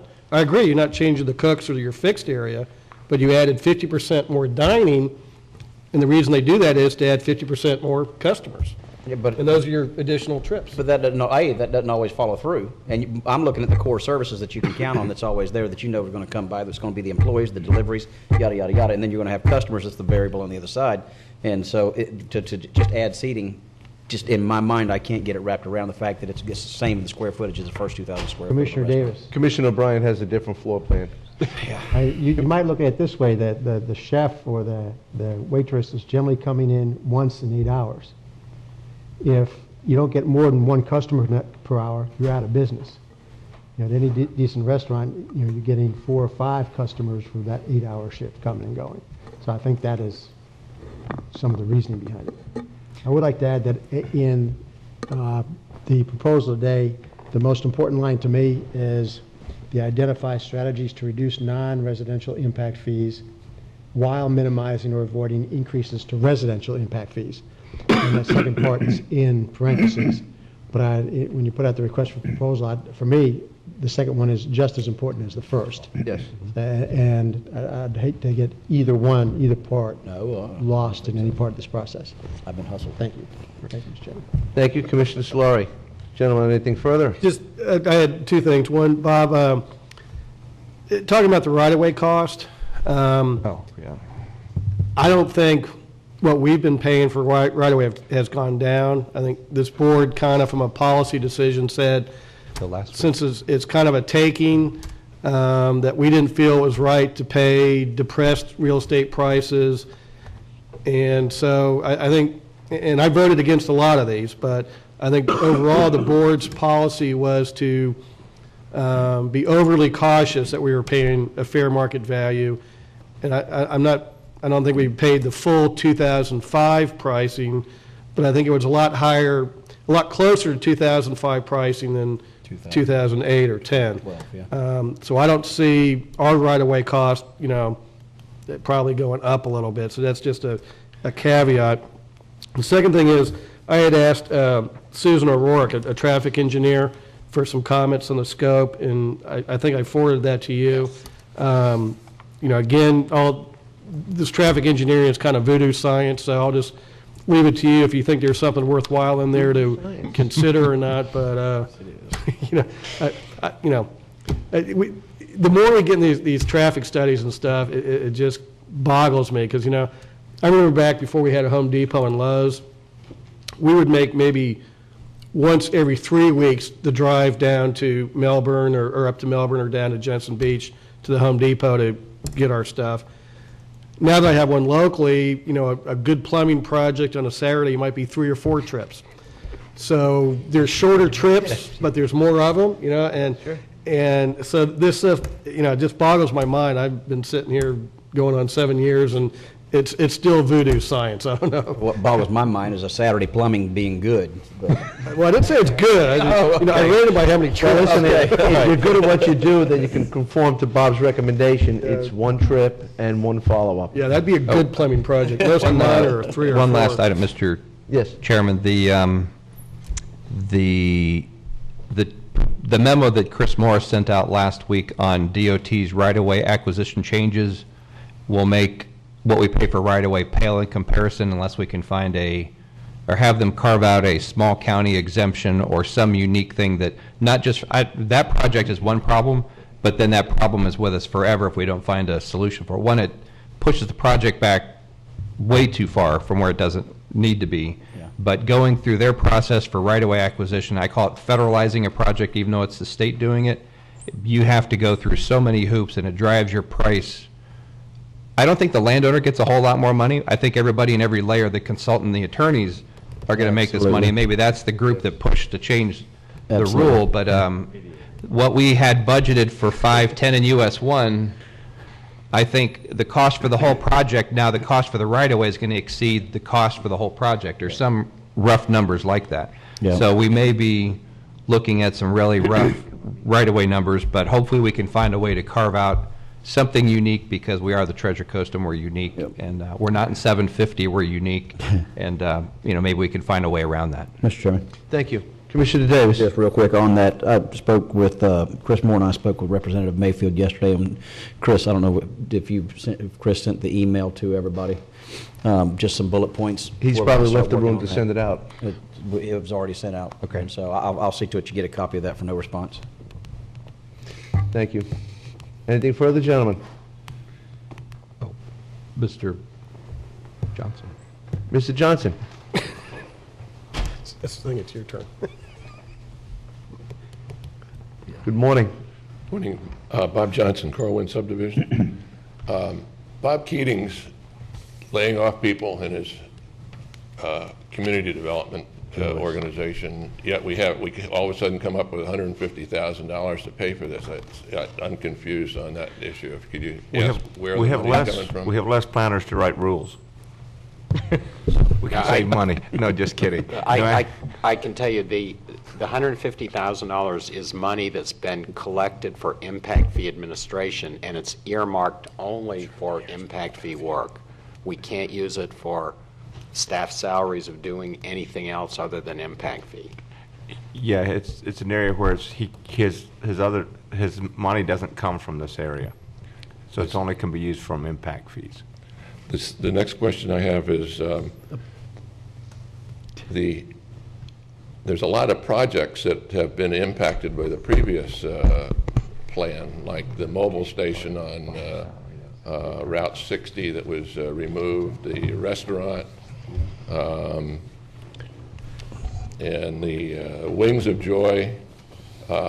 All these projects we're not going to have to rebuild the restaurant because of the study that we're going to come up with is different than the past study or what have you. No, this study doesn't involve which roads will be widened or how much right-of-way we're going to acquire. This study just involves looking at certain factors, updating values, and changing the impact fee rate structure. And then the last question I have is there a time frame, a milestone for when this is going to be completed? And so is that part of the backup material? I haven't seen the backup, so I don't know if there's a time schedule or not. Yes, it says in there that once the consultant is selected and a notice to proceed given, the project will take 9 months. Thank you very much. And Bob, just for clarification, the layoffs were ultimately the responsibility of the Board of County Commissioners. We gave that policy directive to Joe Baird to reduce the budget without changing the millage rate. And unfortunately, the result of that was the layoffs, but I don't think Bob was responsible for this. I think it fully falls under the Board of County Commissioners when we make our budget decisions. Thank you. I understand. You would have been unhappier if we had 15. You would have been unhappier if we had 15 or 20 planners. I don't think we ever did when there was no projects moving forward. Thank you. Gentlemen? Mr. Chairman, I'll move go forward with the voodoo study, I mean, the traffic fee impact study? We like to call it the non-empirical study. No. Yeah, and I'll second that, so I can vote against it if I don't like it later. Under discussion, Mr. That- Chairman? That is a motion by Commissioner O'Brien, seconded by Commissioner Davis. Any further discussion? Commissioner Zorc? If economic development brings something forward, we'd address it to you, and then you'd see, since it's a relatively short time frame before you'd actually get something out to somebody to see how that could be incorporated. Yes. All right, thanks. Thank you. All in favor? Aye. Aye. Opposed? Motion carries unanimously. We'll take a brief recess.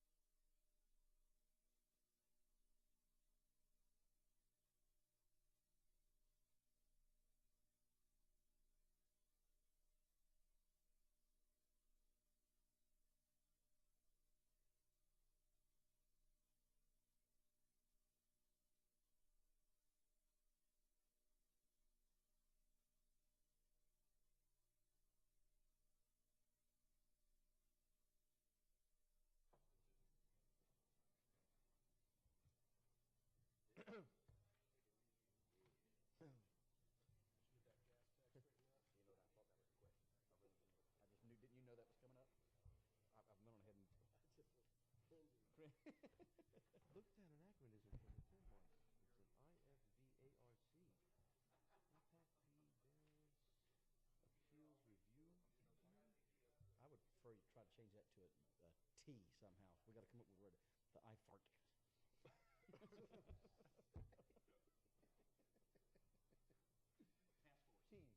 force.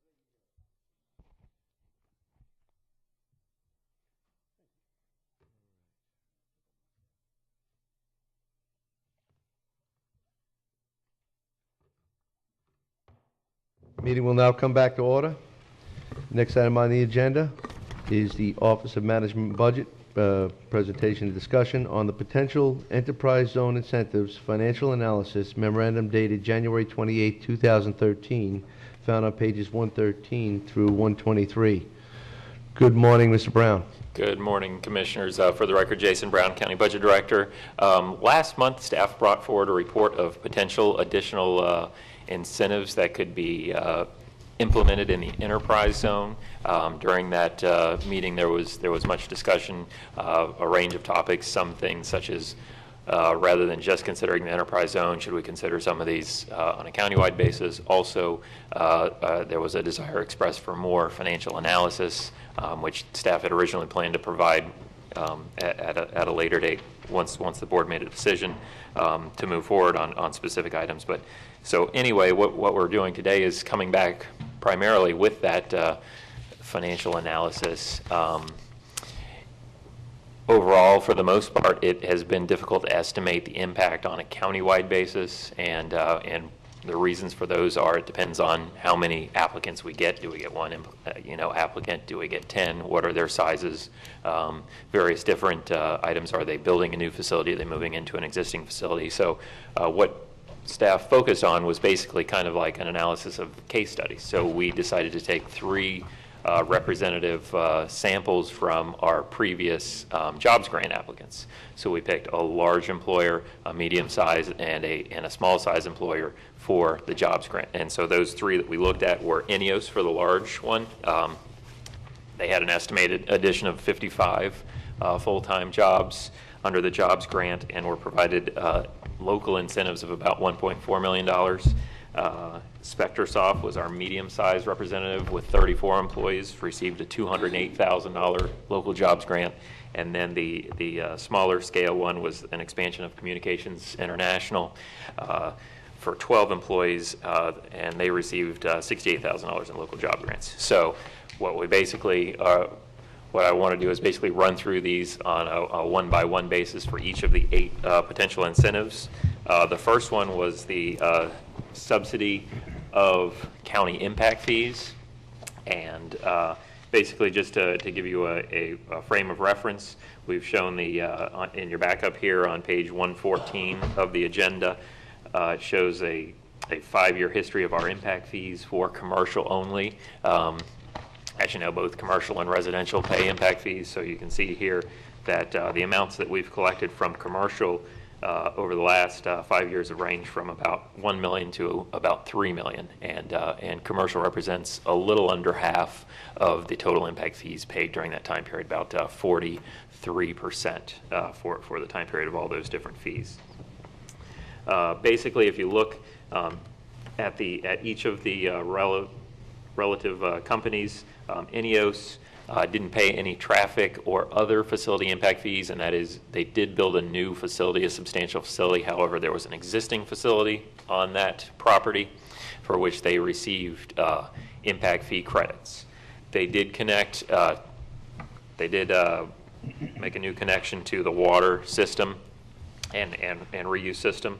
So they did pay water and sewer impact fees totaling about $17,000. So for a large facility, there's a very small impact fee amount, and that's due to the fact that there were existing impact fee credits on the property. SpectraSoft Corporation moved into existing facilities that they leased, so there was no impact fee liability there. And Communications International was an expansion of an existing business and did not expand their facilities at that time. So if the impact fee subsidy were in place, basically the one that would have received would have received an additional incentive is ENEOS for about $17,000. One of the things we do want to mention is that these fees couldn't be waived. They would basically have to be subsidized from another source. I think, and something that Commissioner Zork alluded to, and on the last item, we're doing the impact fee study where we're looking at commercial impact fees in the whole and how to reduce those. So I think something like that may be incorporated into that study. We'll be looking at ways to lower impact fees on the whole for commercial developments. Next is the financing of impact fees on more favorable terms. Currently, right now, we only finance the water and sewer impact fees on a regular basis. The transportation and such aren't typically done. And currently, the rate is 5.75%, which is our minimum rate for loaning county funds on those water and sewer impact fees, and they're done for a period of 5 years with potential for 10 years during hardship. So we analyzed each of the previous employers for what reducing that rate would be, and if there was no interest, that would save ENEOS about $4,700 on the $17,000 liability. If there were a reduced rate. For example, in this example, 3%, it would save about $2,300. So the upper limit on the savings there would have been $4,700 if there was no interest. Any lower interest rate would be a smaller savings, obviously. Spectrasoft and Communications International, there was not an impact fee liability, so there wouldn't be any savings there on that one. Next is to waive or subsidize development fees, and in the case that there are two different basic fees we're talking about there. One is building permits. Those would have to be subsidized from another source, as our building department is an enterprise fund, fully supported by the building permits of the development that is requesting the permit. Wouldn't be appropriate to use those other folks' building permit fees to subsidize another one. So those would have to be subsidized from another source, like the general fund. Development review fees are paid for out of the municipal service taxing unit, the MSTU fund. So that could just be a waiver because there's a built-in subsidy there. The MSTU taxes would automatically basically subsidize those fees. So to go to our 3 case studies, ENEOS paid $94,000 in building permits and development review fees. The bulk of that was building permits. It was $86,000. They had a significant facility somewhere in the 8 figures, $30 or $40 million. So that was a substantial building permit fee, obviously there. The development review fee was about $7,800. Just to point out the size of that facility and that fee, INPB was a very large construction project for our county, and that building permit fee alone was 5.3% of total building department revenues last year. Similarly, in the MSTU fund, their development fee was between 4 and 5% of the total of $190,000 collected last year. Spectrasoft and Communications International had no additional development, therefore their savings would have been zero under the proposed incentive. Next is number 4, to subsidize water and sewer connection charges. These fees can vary greatly depending on the size and location of the facility. They can be as low as $25, which was the case in Spectrasoft, or they can go up substantially if line extension fees have to be paid. If a development needs master plan lines extended, they are charged a line extension fee on a per foot basis. ENEOS had to pay for 820 feet, which resulted in line extension fees of $13,000 for sewer and about $9,000 for water. They also had a meter install fee of $1,100. So that would be kind of on the higher end of what would be experienced by an applicant for water and sewer connection charges. Spectrasoft paid $25 if a new meter has to be installed. That can range from $130 on up to larger amounts depending on the meter size. As it shows here, ENEOS was about $1,100. So you're looking at $130 to $1,100 there. Once again, these fees would need to be subsidized by another source, likely the general fund dollars for those expenditures. Next, we have infrastructure improvement program.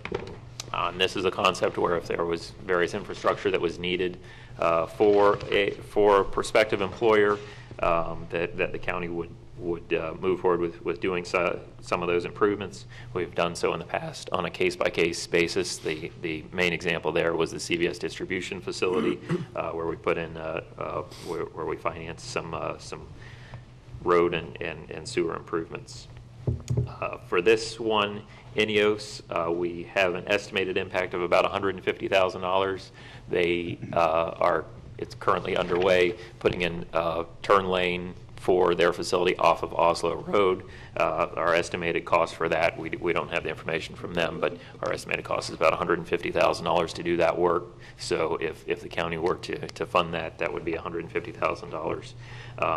We'll note that the county was already moving forward with a resurfacing of Oslo Road in that area, so we went ahead and did that section, which provided a modest amount of savings for INEOS not having to do some of that prep work, and also us some savings by not doing the thing that you see government do sometimes, where you tear up a road and do something new, and then they go and tear it up again 6 months later. So tried to coordinate that activity there to provide a savings for both INEOS and the county.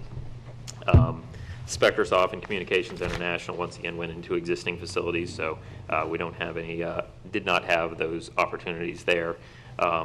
Just want to point out once again that the infrastructure could be provided by various sources depending on what it is, whether it's gas tax, sales tax, or general fund dollars. Next, number 6 was a proposal to modify the jobs grant program to increase the bonus for jobs within the enterprise zone. Currently, there's a 10% bonus for employers located in the enterprise zone. We've been taken up on that basically once by Girard Industries, which cost us $7,000 extra on a $70,000 jobs grant. The proposal was an increased bonus of between 20% and 50%. So staff basically just calculated what a 50% bonus would be. So on INEOS's new job grant that they received $310,000 for, if there was a 50% bonus, or if there were a 50% bonus rather than a 10% bonus, that would be an additional $124,000. Spectrasoft received $208,000. A 50% bonus would cost an additional $83,000. If it were 20%, it would be $20,800 additional dollars. Communications International on their $68,000, a 50% bonus as opposed to a 10% would be $27,000, and a 20% would be $6,800. Once again, the jobs grants are funded from general fund reserves. That's how we would propose funding that as well. It would just basically increase the amount of the jobs grants in the enterprise zone, or if this were extended to countywide, would basically be an increase in the jobs grant amount over what it is today. Next is a waiver or subsidy of the local business tax for a limited period of time. And this is a concept where if there's a new or expanding employer, they would not have to pay the local business tax of $40. If that were a 5-year period, obviously 5 times $40 is $200 savings. The range was 3 to 5 years, so 3 years would obviously be $120 savings. Relatively modest impact. Just want to mention that the local business tax is a revenue source of the MSTU fund. We collected about $180,000 of that last year. This was one of the incentives that one of the other counties, I think it was Collier County, said they have had a great experience, and they've had several thousand applicants pursue this incentive, so was effective there. And last is a waiver of the franchise fee or fee in lieu of franchises. And in the unincorporated area, this would basically only apply to the unincorporated area of the enterprise zone, or if this was anticipated on a countywide basis, would be in the unincorporated area only, as the municipalities control this within their boundaries. They control the utility taxes and any franchise fees. We don't levy those in there. This was a difficult one to estimate even for the jobs grant applicants that we have. One of those reasons, Enios is a unique facility. They also have their own electric generation, so we don't know what their power needs are, and then we also don't know how much they'll be providing as they're anticipating selling some of their energy back to the grid. So what we did here was we basically took a case study, or took a typical business. We did a 15,000 square foot office building, just for an example. Such a facility, according to FPL's website, their kilowatt hour usage would result in about $17,000 in utility costs a year. If we add water for about $3,000 a year, that would generate impact or franchise fees, I'm sorry, of about $1,300 per year.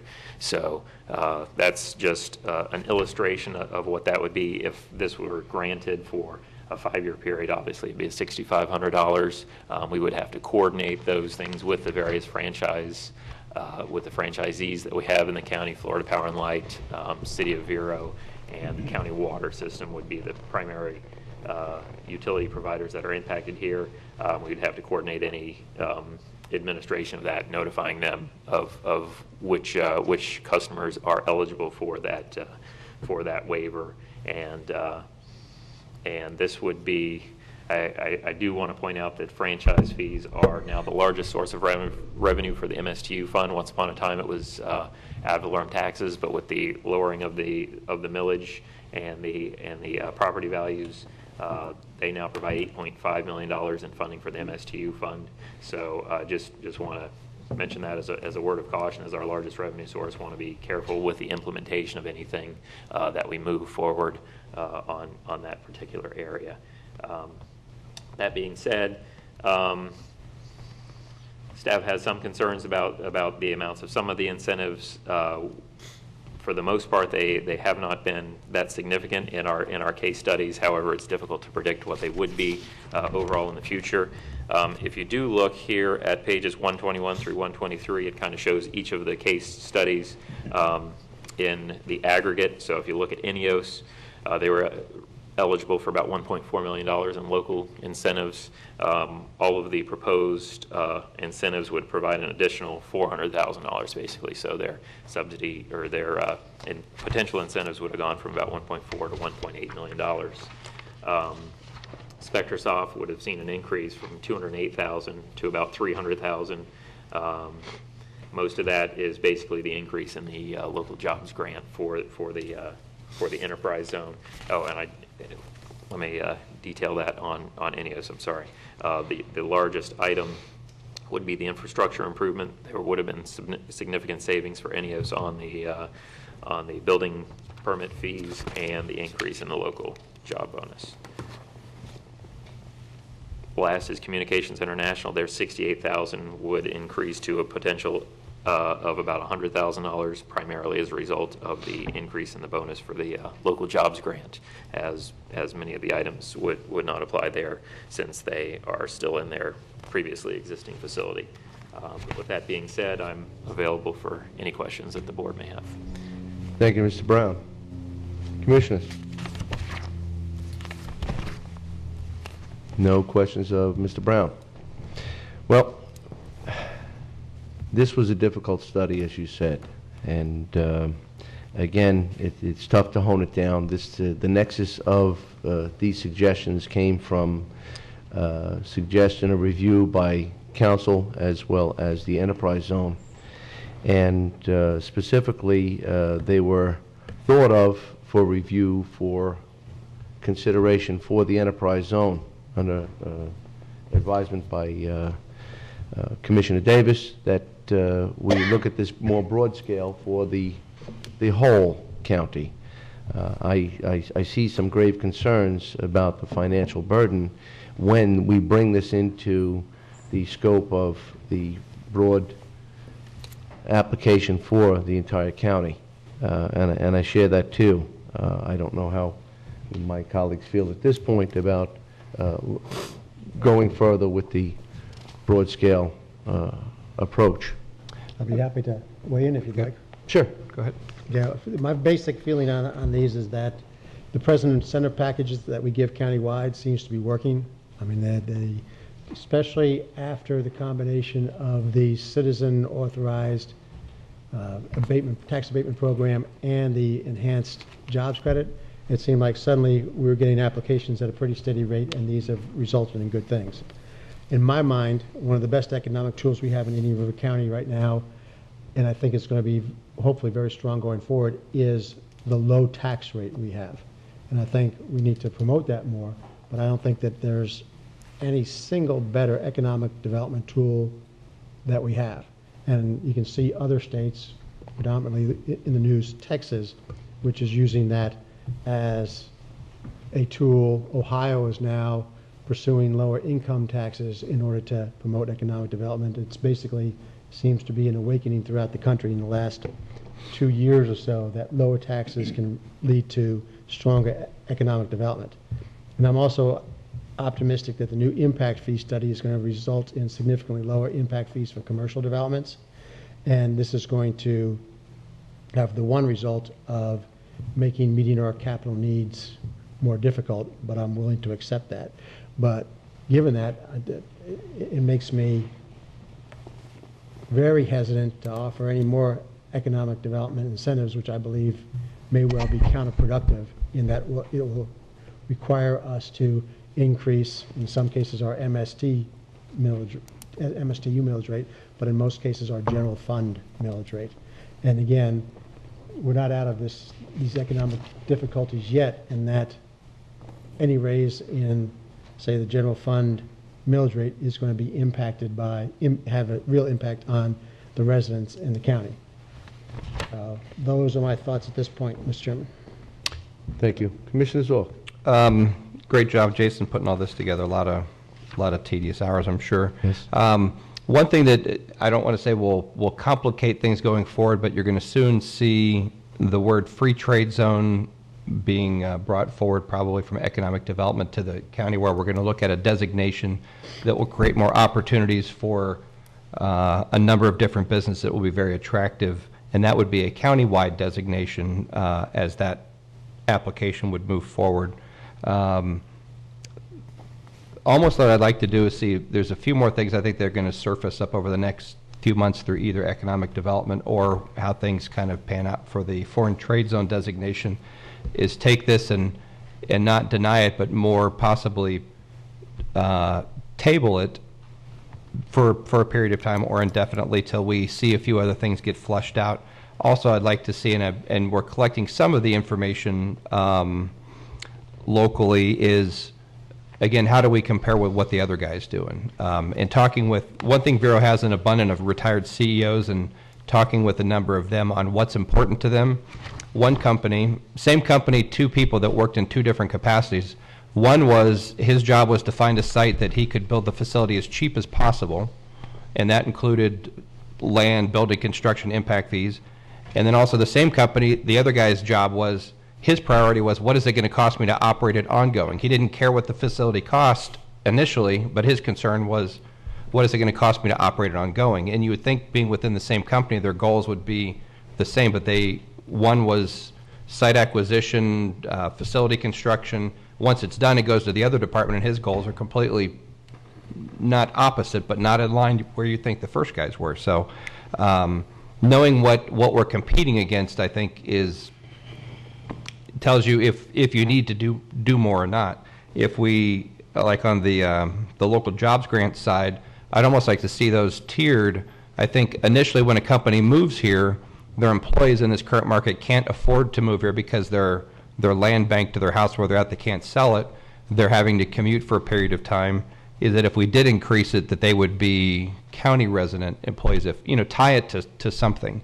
I think they'd all like to be residents at some point when they can sell their house where they're at and actually physically move here. I'd rather have, if the company comes here, I think eventually over time they're going to get here, and as the market improves and they can sell their house where they're at, that'll help get more actual residents. We want the paycheck to come here, and we like to have as much of it spent here as possible. But I know initially making that a requirement up front would not be helpful because of the current market that we're in. So I would lean more of let's take what we've got and not necessarily move it forward and table. We'll hear what the others have to say. But I like, whatever we do, I like it to be a countywide designation because the foreign trade zone is going to be a countywide designation if we're successful with that. And if we have one thing works in one area but doesn't work in the other, that's going to complicate things. Thank you. Thank you. Commissioner Davis? I was clear, I like the countywide designation. And I just, I'm looking at some of these things. I really agree, in concept, like what the external improvements for like the road down Oslo 74th. Right. We're using that. When I say we are, it's on its way to the landfill. There's just all kind of additional things there. And if something were to happen to any of us, that road improvement, that structure is still there for benefit for all the taxpayers of any River County. So, I really like those. And I guess really, Commissioner Solari, if not to put words in your mouth or anything like that, but to kind of, you're really About the vocabulary, Commissioner. all right. Let me back up. Let me back up. Hey, let me grab you one of his books under here. I'll back up. Not to put intelligent words in your mouth. To look at this. That might be difficult. In looking at this, you're opposed to it all. Is that what I sense from your side? Generally, on first blush, if it's going to add to the tax burden of the citizens. Okay. Which I expect it probably will. I mean, if we can figure out something which doesn't, then, or which, some things that haven't seen it here, most of these costs, the way I see them, are just moving the cost of something from party A to party B. If there's something which is money spent by the county, which actually results in a higher rate of return and more funds coming into the county, that's a different concept, but I don't see it yet here. Do you follow? I do. I think reference number 4, the waiving of the water and sewer connection charges does not impact the taxpayer, and it allows for another incentive to take place. How do those costs get paid for then? The ratepayer. I thought it didn't. I mean, it's an enterprise fund, so it's got to be paid. But we're not dispersing any funds into this program to enhance or attract any businesses. I think that's your grave concern. As I understand it, that has to then be picked up by the customer. We're waiving fees for connections. Yeah, but it's still picked up by the customers. I mean, and that's a case where over time, you'd forego an ability to say lower rates because you've used funds for different reasons. And I'd rather see water and sewer rates lowered for everybody than some benefits going to a select group of people. I see. And we have to be careful about subsidizing one's water rates with another's water rates. We would recommend actually subsidizing that from general fund source. In that view, the only one I can so far see is the lowering of the interest rate charge on the water and sewer connections to say the county's cost of funds. Because as I can think through it so far, that wouldn't increase the cost of anybody, but that actually might benefit the water and sewer utility in that it could result in more customers sooner, which would then increase the rate of return. That's an example of what I was talking about, Commissioner Davis. So, in that sense, if it used up our capacity faster, that would make our system more profitable, and then again, that would benefit everybody. So that would be one of those things that I would certainly consider. All right, so looking at it and trying to take it out of abstract terms and looking at more practical, the out there near the CVS and that industrial park out there, the county, I believe that was mainly for water. No, it was a road, water and sewer, and we put a road in too. Okay, all right. So that was, what, $1 million?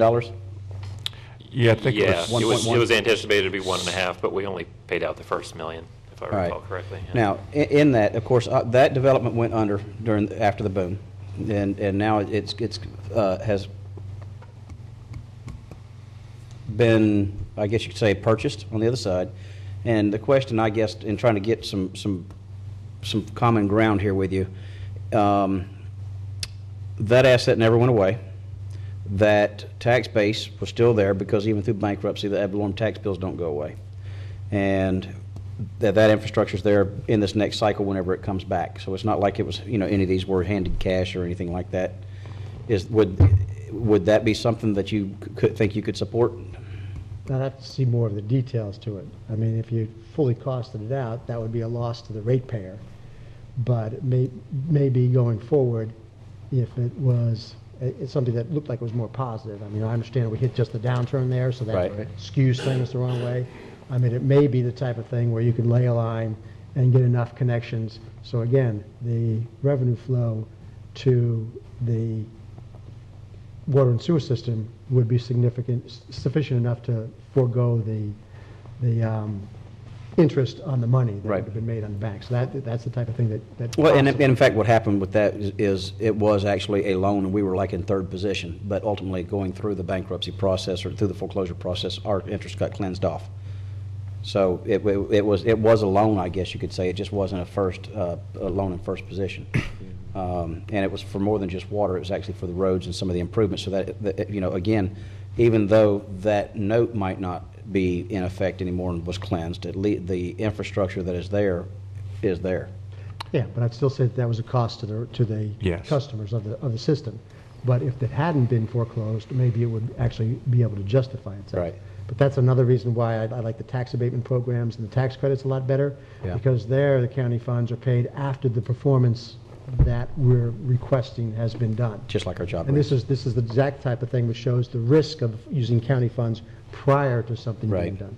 So do you like the idea of the additional enhancements for job grants up to they gave like the 50% for inside the enterprise zone? Again, I'd have to I don't like them, no, but I mean, if we really thought they were going to be doing something, those would possibly be the most palatable. And basically it's because they wouldn't get paid until after they performed. And because it brings other economic development in, so if you're looking at a real rate of return, there's a possibility that there would be one. Okay. Commissioner O'Brien. Yeah, just in regards to Commissioner Davis' comments on the infrastructure, I think I'd rather see us do things like that as part of an overall strategic plan to make the county a better position for economic growth instead of just, applicant specific. For example, the natural gas line that's going in and stuff, it's like, okay, strategically we think it's good to run it, for 10 miles instead of just one company. Same with fiber optic. If we're going to do road work, let's make the capital investment to put fiber in so that we can say, hey, that whole strength of road, we've got fiber, anybody can tap into it as a economic package. Same with water and sewer. We have a couple other industrial parks out there. Would it be a strategic plan to make sure they have water, sewer all the way, and let's just make that investment so those parcels are development ready, not based to an applicant. But I would support investing in infrastructure on a countywide basis to be more economically attractive. Looking at the report Jason did here, it's pretty clear that a lot of the proposed incentives only benefit somebody coming in building a new building or a major expansion. And we've got a lot of developers and business owners out there that have already put the money in. They've paid the impact fees, they've paid the hookup charges, they've paid the development fees. And I think on a fairness issue, we don't want to be giving somebody else a competitive advantage that the existing guys, they've already paid everything and now they're falling behind the 8 ball. The one thing that I think that I like is more the job grants, because that kind of applies to anybody. You don't have to expand your business. You can just hire new people, or if you are expanding it, you still get it. And that way it's kind of a level playing field, whether you've been here 5 years or 10 or you're new. Everybody, I think, has an equal shot at that. And so it has a life cycle too. It has a life cycle and it's performance based, and so it's I think, to Commissioner Slurry's point on the return on investment, I think it's one of the best ones we have. We generated $40,000 of payroll. We paid $2,000 for that year. I think it's a pretty clear, well-defined, accountable return on that investment. Now, whether we want to make that countywide or not, I understand the reasoning with the enterprise zone is it's a blighted area or underdeveloped area, and we already do have a 10% kicker. I would be supportive if we want to move that to the 20% and see how that works, just to the enterprise zone. But for all of the others, I just, to me, they don't seem level across the playing field. The job grant one is, and so I think that's where I'd like to see us do something different, and it's the most accountable one we have. So, Thank you, Commissioner Bryan. Commissioner Davis, I just want to thank you again for wanting to look at this to be reviewed at a countywide aspect. I think it brought a lot more light onto this, and definitely brought on some prohibitions to what we should be considering. It is far more costly, and again, as Jason said, it's very difficult to draw this to a perfect analogy or a perfect study because of not knowing how many applicants we will have and to what scale in which we'll have to address it. I do share staff's concerns as well. I see Helene Kazeltine is here in the audience. Helene, would you like to just come up and say a few words about what's happening in the enterprise zone and your take on the impact on any of these as we discussed at the enterprise zone meetings as well? Sure, thank you. For the record, Helene Castletine, Economic Development Director with the Indian River County Chamber of Commerce. I also serve as the Enterprise Zone Coordinator. And I would say, compared to some of the other enterprise zones around the state, there are, I believe, 62 now. Ours does have quite a bit of activity. And I would say it's a good tool for us to use, just the enterprise zone in general, but also, as the discussion has ensued, to have a bonus for a company to invest in the enterprise zone and perhaps even increase that bonus. I wanted to point out that Enterprise Florida, which is our statewide economic development agency, that would parallel what they do at the state level. Oftentimes, when you're looking at state incentives for companies that meet all the other targeted criteria, oftentimes Enterprise Florida and the state of Florida will offer a bonus on those incentives for a company that locates in an enterprise zone or a brownfield or any other type of designation, either a bonus or they'll be more flexible on the criteria, perhaps the wages or the job numbers, things like that. So it would kind of parallel what the state already has in place, and I think really that would probably be the easiest thing to implement at this point. But some of the others Jason brought up, over actually in Lee County, Fort Myers, they do waive the business license tax. That was the one that they said is utilized the most. They have about 5,000 companies that use that. You know, it's not much, but I think it's more of a perception than anything else. Wasn't there some talk at one point as far as doing away with the occupational license / business tax? Right. I mean, and actually, Commissioner Davis, Leon County has done that.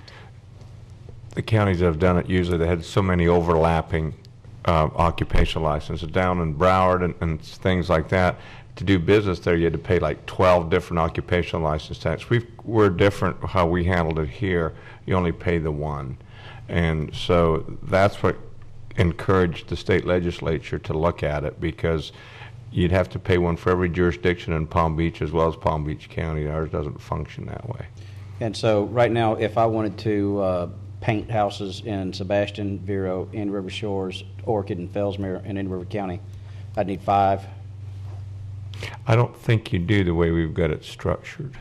I think it's where you're based. It's where you're based. So if you're based, with the way ours is, if you're based down in a corporate area, you only pay it. Okay. You can do business in the others. If you're in the city of Vero Beach, you pay theirs. Okay. If you're in Indian River Shores, you pay theirs, or you're in Sebastian. Okay. That's the way some other areas didn't structure it that way. Said, you know, if you come into any business, you've got to pay it too. What does it cost us to collect that? Any idea? I know that we only bring in, what, 150,000? Yeah, it's about 180,000 in the tax collector. That's kind of what I'm looking at this similar to, like, charging Go Line riders $1. It would cost more to go through the accounting and the collections and all that kind of stuff. We also use that mechanism to find people that are running a business in an area they're not allowed to. As they go through that process, we look and say, oh, it's a you're not allowed to have that type of, in that, it's not zoned for it. You may want to look before you move in. And then just along those lines, last time this came up, one of my comments was, if we're looking at countywide, I think a better bang for the buck would be to increase our investment in economic development, and using the local business tax as the funding for ED, I think would be a very good use for it. And we've talked about this a little bit before, but it would kind of give economic development, I think, more of a residual income. Residual income, not subject to political votes based on which way the budget's going, and would tie in very closely, with economic development and stuff. So, and 180,000 would be an increase over our current funding, and so I think that would be important. And so I think that's just something kind of thrown out there for everybody to start thinking about before we get into the budget discussions. But again, the last time we talked about this, my point was, instead of all these little incentives and picking winners and losers, let's invest in the county overall and develop economic development that way. Thank you, Commissioner O'Brien. Thank you, Helene. Thank you. Thank you for Appreciate having it. this discussion. Has our enterprise zone committee, have they had a chance to look at some of these? Actually, the whole nexus in moving this forward was the discussion on utility fees and impacts upon new businesses, and that was where the general discussion had ensued at the enterprise zone. At that point, the enterprise zone wanted to look at any and all options that were available.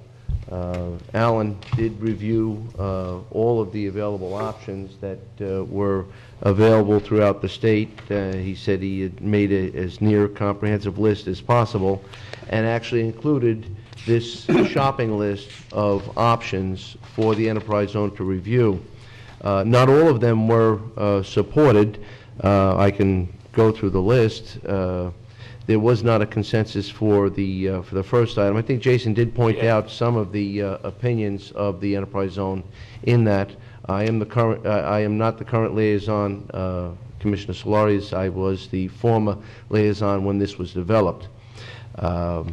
The item number one, to subsidize whole or in part the county impact fees, we did not have a consensus at the enterprise zone panel, as well as financing some of the impact fees for more favorable terms. There were a few, but it was not a consensus by far. Item number four, to subsidize whole or in part the water and sewer connection charges. We did have a consensus, and it was supported by the enterprise zone at the time. Item number five, the infrastructure improvement program, which was appealing to you. It was also very appealing to the enterprise zone committee. Item number six, that was also supported by the enterprise zone committee, which was to modify the jobs grant program to increase the bonus for jobs created in the enterprise zone. There was a discussion on 10% as opposed to 20%, and even some had even discussed a 20 to a 50% increase. But as a consensus, it was largely agreed that a 10% would be an improvement for an enhancement to move into the enterprise zone and place us on the map. Item number seven was to waive or local business tax receipt for a limited time period. Again, the enterprise zone group was supportive of this process. So do you think then any of this needs to go back to the enterprise zone committee, or not? At this point, I'd like to, at the bare minimum, as to not throw out the baby with the bathwater here, and say, okay, it did not work. It does not work in our view for the enterprise zone. It does not work collectively for the entire county. However, there is some merits to some of the suggestions, and where I'd like to see some further review at the enterprise zone, because again, that was the very nature of this proposal. So I believe there are some merits in some of the considerations that were given. Again, item number 7 was suggested, item number 4 was suggested, item number 5 was suggested, and item number 3 was suggested. All others had some shared concern as to the success, return on investment, or the cost to the county for conducting these or providing these incentives.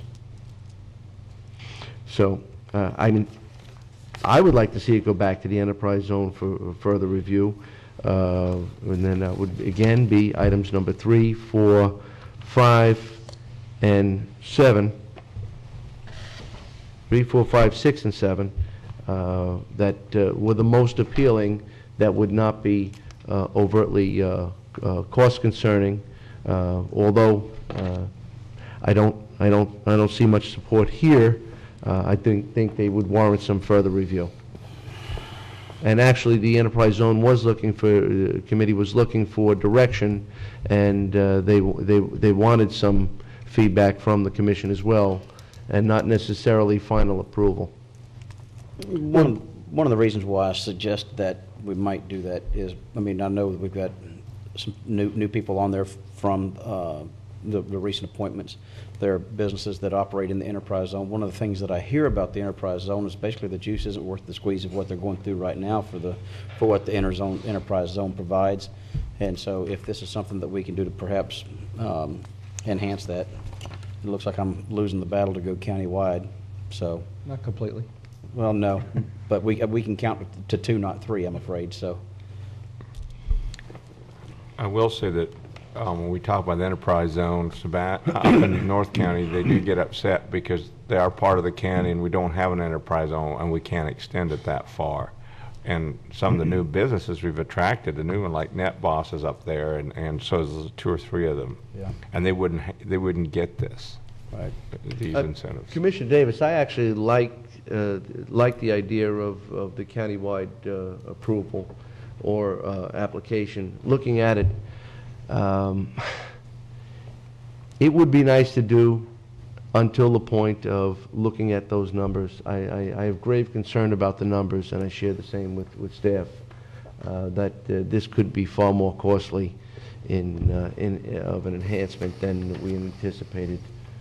So not necessarily would I be gravely opposed to a countywide consideration of any one particular item. However, to look at this list, I think the evidence is overwhelming that there is a tremendous cost factor and brings some more serious concern. Mr. Chairman, I have no problem kicking this back to the Economic Development Zone Agency. Just if they're looking for the commission feedback, mine right now would be that only support number 6, the job grant bonus, to be bumped up to 20% in the enterprise zone. So you only want to support item number 6 at this point, turn that back, or turn back the entire list? That's the one I can support right now, the 20% just in the enterprise zone. I think that'll be helpful if we had a consensus here to go back to the enterprise zone, if they would embrace that type of information. Yeah, and I'm fine with that, but that's just my one individual opinion. And Mr. Chairman, if I could just comment on that. The way this whole thing developed was, you remember the city of Vero Beach reduced its, I think by 50%, its utility tax. And that generated a discussion here about whether the county could create some incentives in the enterprise zone. And during that initial discussion, the item raised was franchise fees or fees in lieu of franchise fees. But by the time that discussion ended, it was agreed that at that point my office would look and try to develop a spectrum of everything that seems to be out there, bring that back to this board for whether you had any interest in any of those other types of incentives. So we did spend a couple of months and we created this menu of incentives.